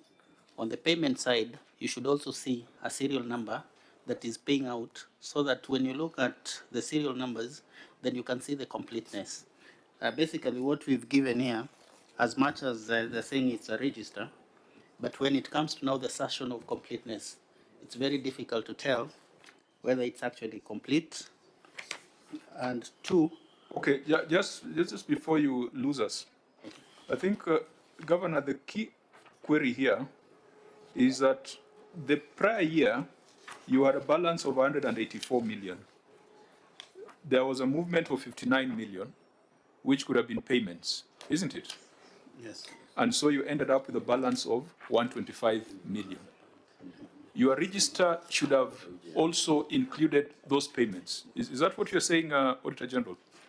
Pardon? The register should have included the payments to confirm the movement from 184 to 125. Yes, Chair. Because we need to have an opening balance, then you Yes. see the receipts, then you less the payments, then you get the balance. So how do we move from 184 to 125? Right. Because that was also part of the query. 59.38 million. You have given us a schedule for 125, but the Auditor General says you started at 184, and he has no idea how you closed at 125. Maybe, Chair, also because the person who was dealing with this in AOG is disposed, maybe we need to get the person relieving to acquaint himself with the information you have. Then whatever you think needs to be forwarded, and especially on your Kilifi trip, the queries we have, if we get a list of all the issues which we need to provide paperwork, we could do that, Chair. Because now, Governor, the Office of the Auditor General is not a person. Yes, I know. It is an institution. I know, Chair. So the absence of one person cannot invalidate our proceedings. But, Chair, if you see the register, I know that, Chair, but you know the information we have here, depending on when he took over to deal with this matter, would probably have not gone through with all the document here. But alas, No, Governor, I mean, these members are, have got the appropriate ability. All you need to demonstrate to us here is your movement from 184 million to 125 million. So I'll give one of the officers to go. Yeah. Can you go through it? Because they're so small, I can't read it. Chair, the governor is also struggling to read Chair, it, so I wonder how we are going to. As an industrious member of this committee, the majority is constructions of toilets. So maybe you will tell us why do classrooms? I thought it comes with attached with toilets, because majority I have been skimming through, and I told you, Governor, you are lucky some of us read these things. In the interest of Kenyans. You mean what? We read. In fact, in your people decided to bring us a small print, thinking that we'll not see. No, But Chair, some of us have even spiritualized that we can see. I have the same problem always, Chair. I always tell them to And make you it are bold. lucky that Senator Sifuna is not here with us. It would have been more fire. Again, the Senate is not an individual, it's an institution. And so. Chair, I think on the issue asking about toilets, Yeah, it's the majority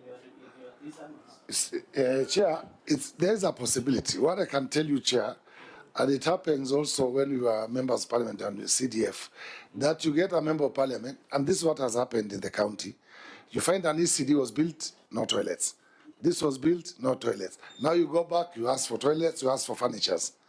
So we have a lot we are doing on that scope, because things were built, but even furnitures were not put in place. So you go to a meeting, the public asks you for two things.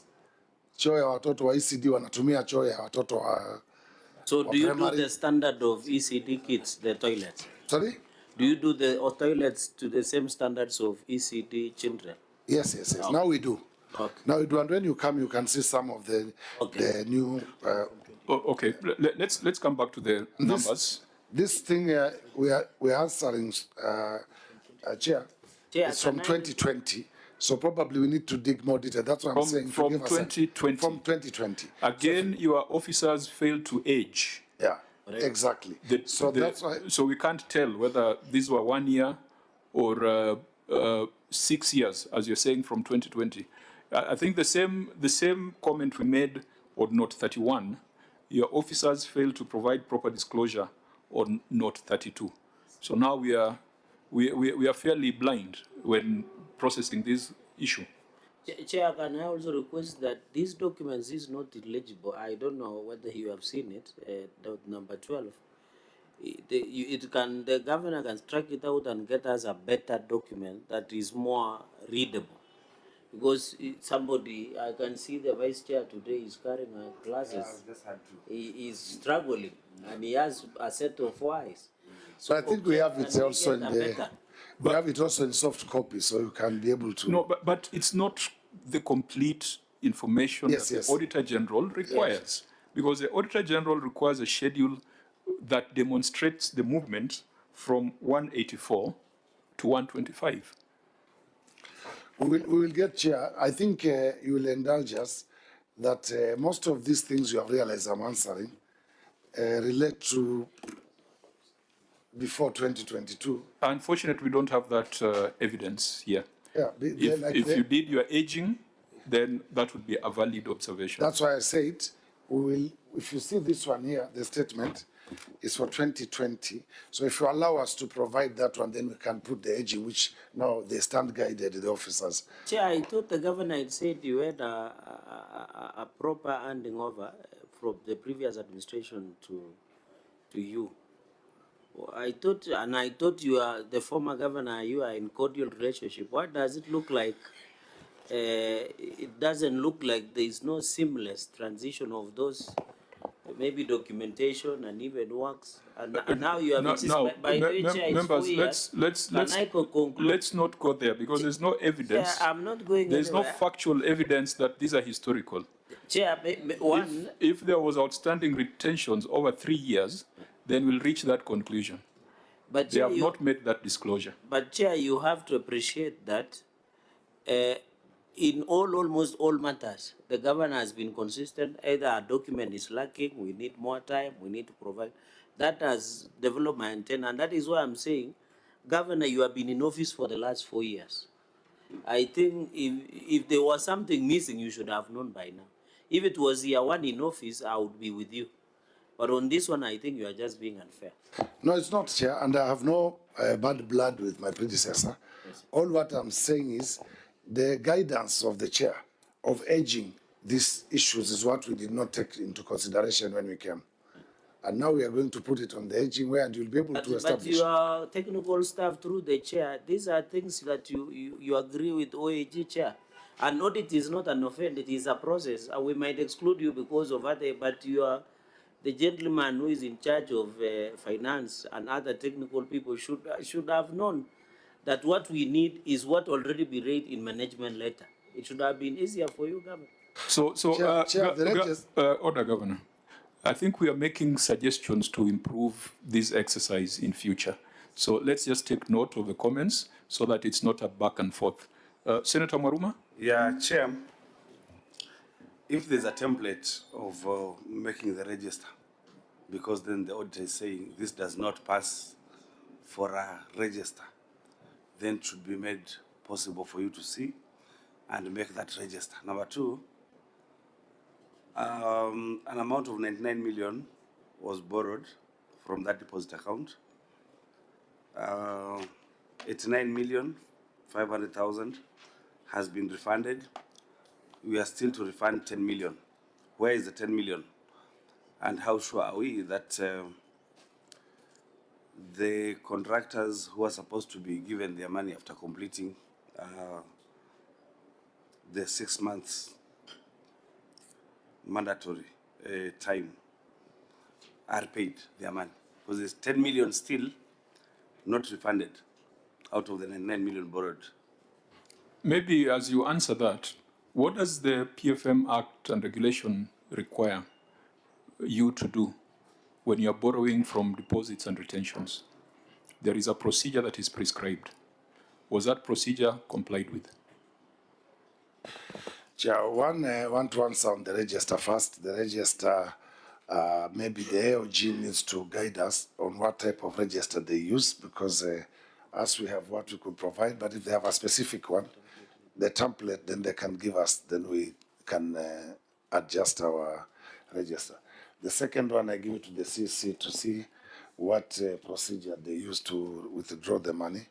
CC? Return, and why is there missing 10 million? One of your officers can answer. Let's start from what the law requires and whether you complied. CC?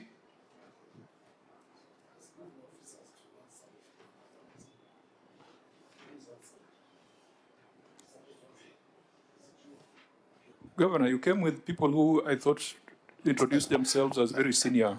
Yeah, next time I think I'll leave them out the room, because I'm wondering, they keep on looking at each other like. Okay, through the chair, I'm sorry, because as well, I took over this department quite recently, but still all the same, since I'm in charge there, I followed up on this. Yes, we required to actually have approvals, which then when I checked through, those approvals were not there. But then at least the effort that we've made so far is that recovery, and I've also proceeded to make sure. So you breached the law? As a county, admittedly, yes. But I thought the gentleman sitting behind you was then the CC, Finance. Acting at that time, I think. So this was a borrowing of which year?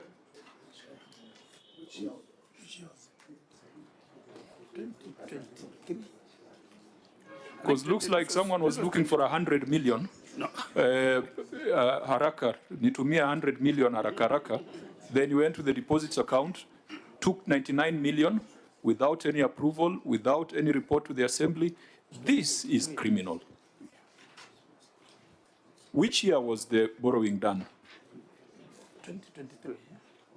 2024, through the chair. 23, yes. Through the chair, this was 99, Unajua ni ile wakati wa international conference.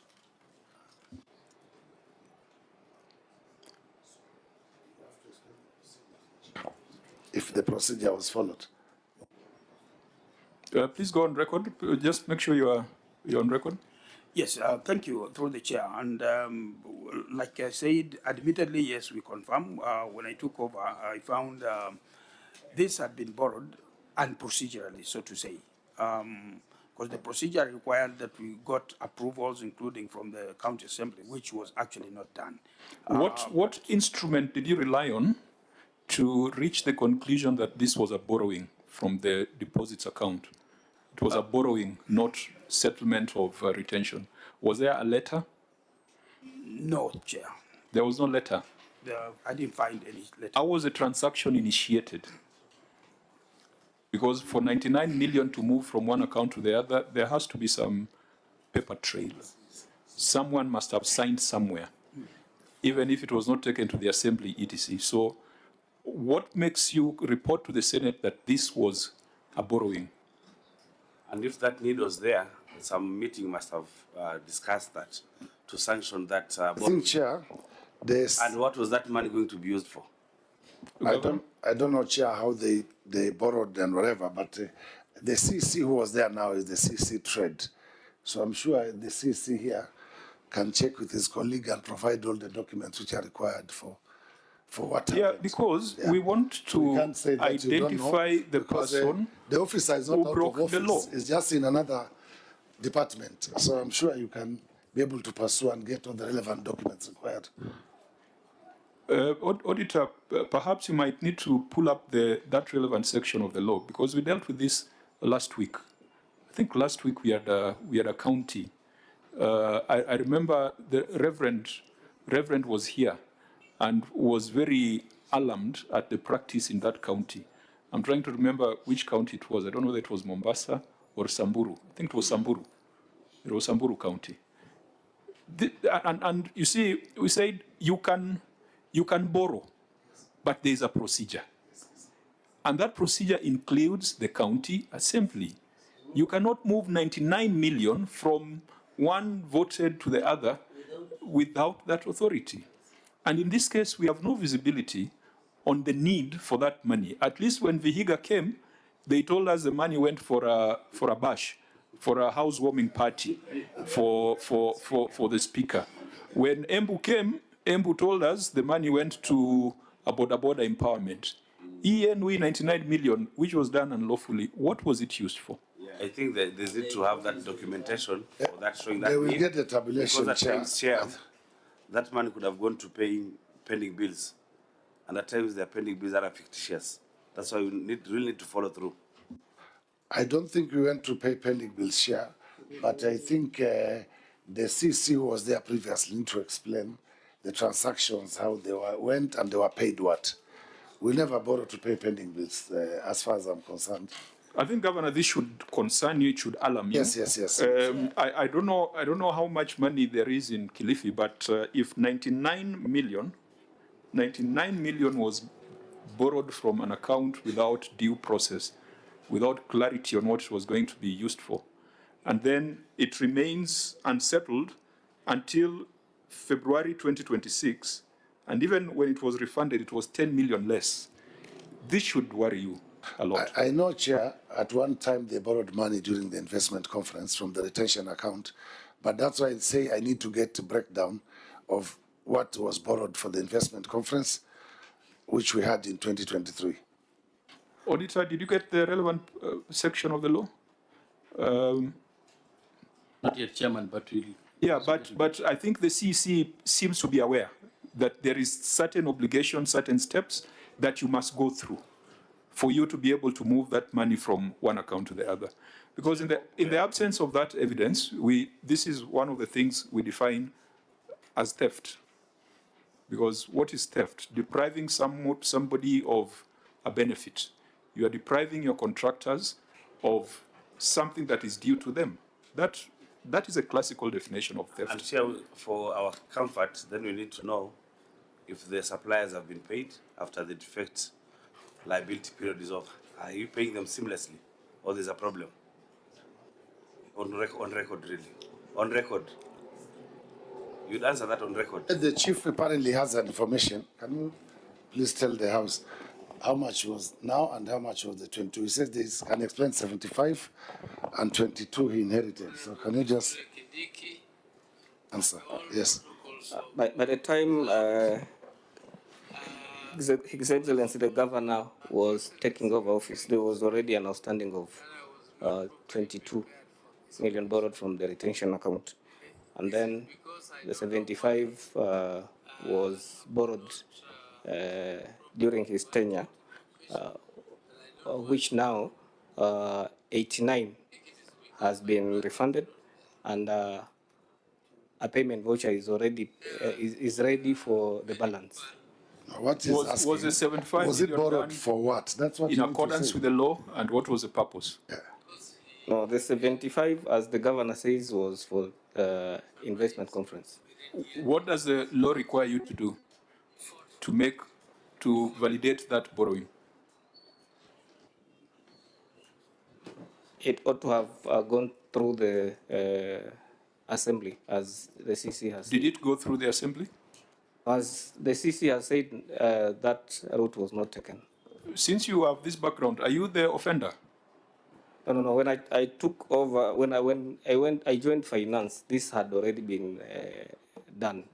but I have that information after digging through.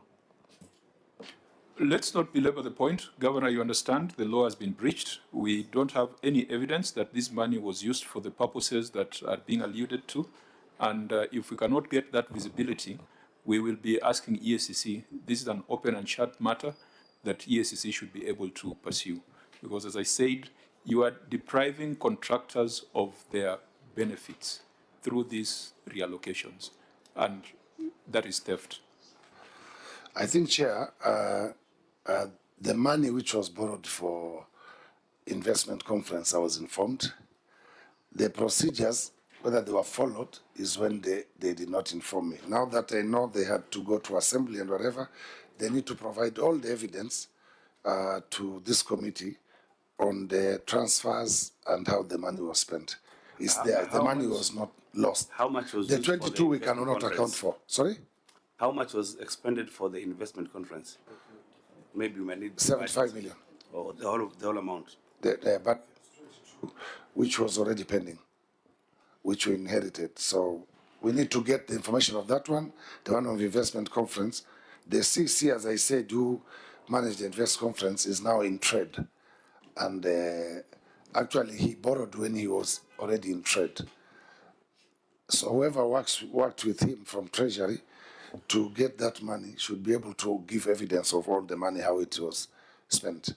Governor, there must be checks and balances in public finance management. Yeah. You can't have a CC with unilateral powers just to move money from one account to the other without going back to the assembly, which has the responsibility of approving budgets. I think this is a very material amount. We have dealt with small amounts in other counties, but for Kilifi, it is a matter that raises serious concerns.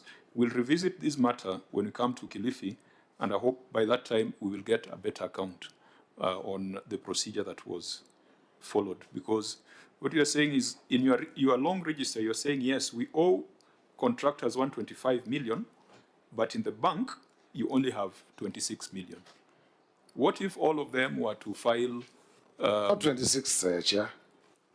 In the bank, we have a balance of 39. No, Governor. Note 20 to the financial statements on cash and cash equivalents reflects a balance of 26 million held in the county deposit bank account, resulting to an unexplained variance of 99 million. And that's a 99 million you're explaining. So you owe contractors 125 million, but you only have 26 million. And yet that money was deducted when making their primary payment.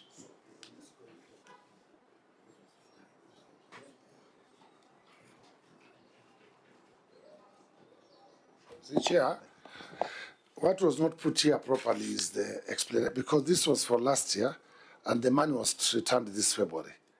So that they should have been able to produce evidence on the balances, the account, because 89 million was deposited in February this year.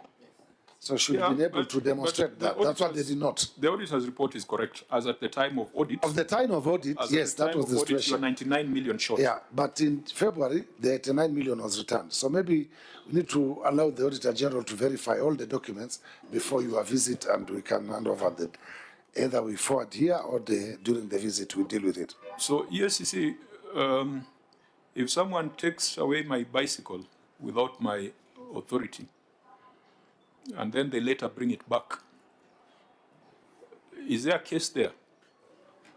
Can they say that, I'm sorry, I stole it, but I brought it back? Yes, there's a case, Chair. You cannot say that you've brought it back. Thank you. Well, that's where we are, Governor. I think where we have reached, unless there's a further query on this, I would have proposed an adjournment, and I would also urge the Governor that your team needs to up their game, because we have asked questions that many of which ought to have been answered. And if your team was dedicated at the time of audit, quite a number of these things would not have found their way to the Senate. And I want to believe this is a value of having these conversations. I think my colleagues felt like Kilifi has never appeared before this committee, but I do remember Kilifi has appeared before. I think when we were at KICC, but that's been quite some time back. So when we have these regular engagements, it helps to expose some things that might not be criminal, but are just administrative. And I hope that your delegation will go back knowing that there's more that is expected of them. And also, Governor, you'll also go back knowing that there's much more that is expected of you. I think the more regular we have these meetings, the better for the entity. So we will not tire, we will not be fatigued. When we come to Kilifi, we will deal with the other issues in addition to the few areas that we have left pending. That matter of systems, particularly the matter of pending bills. I hope by that time your accountants will have done a proper aging and that you'll have prepared a payment plan, because it's a constant cry we hear. When people know that we sit in these committees, sometimes you get anonymous letters, anonymous petitions that please, when the governor comes, ask this and that. But we try to restrict ourselves to the audit report, because if you have to act on every anonymous request you get from the public, you can easily mix things up. So pending bills seems to be a big problem. The amount is extremely huge. And we've not had time to go through the receipt of revenue statement. Again, you'll notice the receipt of revenue statement has got a lot of paragraphs on unexplained variances on revenue streams, which is a matter of great concern, because it means that your systems are perhaps not giving you the value. Most of those paragraphs, you find there's a discrepancy between what the systems hold and what is in the financial statement. In fact, in many cases, the financial statements are higher than what is in the system. So that tells us there's quite some problems. So when we come to Kilifi, we'll also focus a little bit on the receipt of revenue. We'll look at the projects and any other policy matter that has remained unresolved. So unless my members have any matter in closing, I would ask the governor to make his closing remarks. Thank you, Chair, and thank you for having me. Chair, I must admit that the entry of auditors of 2024 and the exit, the only one I was missing, and I can't see the discrepancies. So that tells me when there's entry and the exit of auditors, I need to postpone my other issues to sit there and follow up things. But nevertheless, Chair, we have learned some lessons on the issues which we need to provide. I will seek your indulgence that the clerk sends us all the issues which we have mentioned here which needs clarification, so that I can get my team to get all the paperwork there ready before you come to Kilifi. And let me take also this opportunity to welcome the Senate Mashinani to Kilifi in September. We already received your team. We have formed a committee and we are working closely with the Senate committee. And we want to make the Senate Mashinani to Kilifi a memorable one. And that we also account for whatever will be happening in Kilifi and what you have asked today, which we could not account for. Asante sana, Chair, for having me. Thank you. I think with that, we come to the close. I just want to wish you a safe travel back home and take positively the feedback from the Senate, because if you do, then our next meeting perhaps will be faster. It will be in a much better mood, and we'll be talking about value for money rather than arguing about accounting adjustments and accounting entries. So this meeting is adjourned. We meet tomorrow at 9 a.m. to consider Homa Bay County Executive.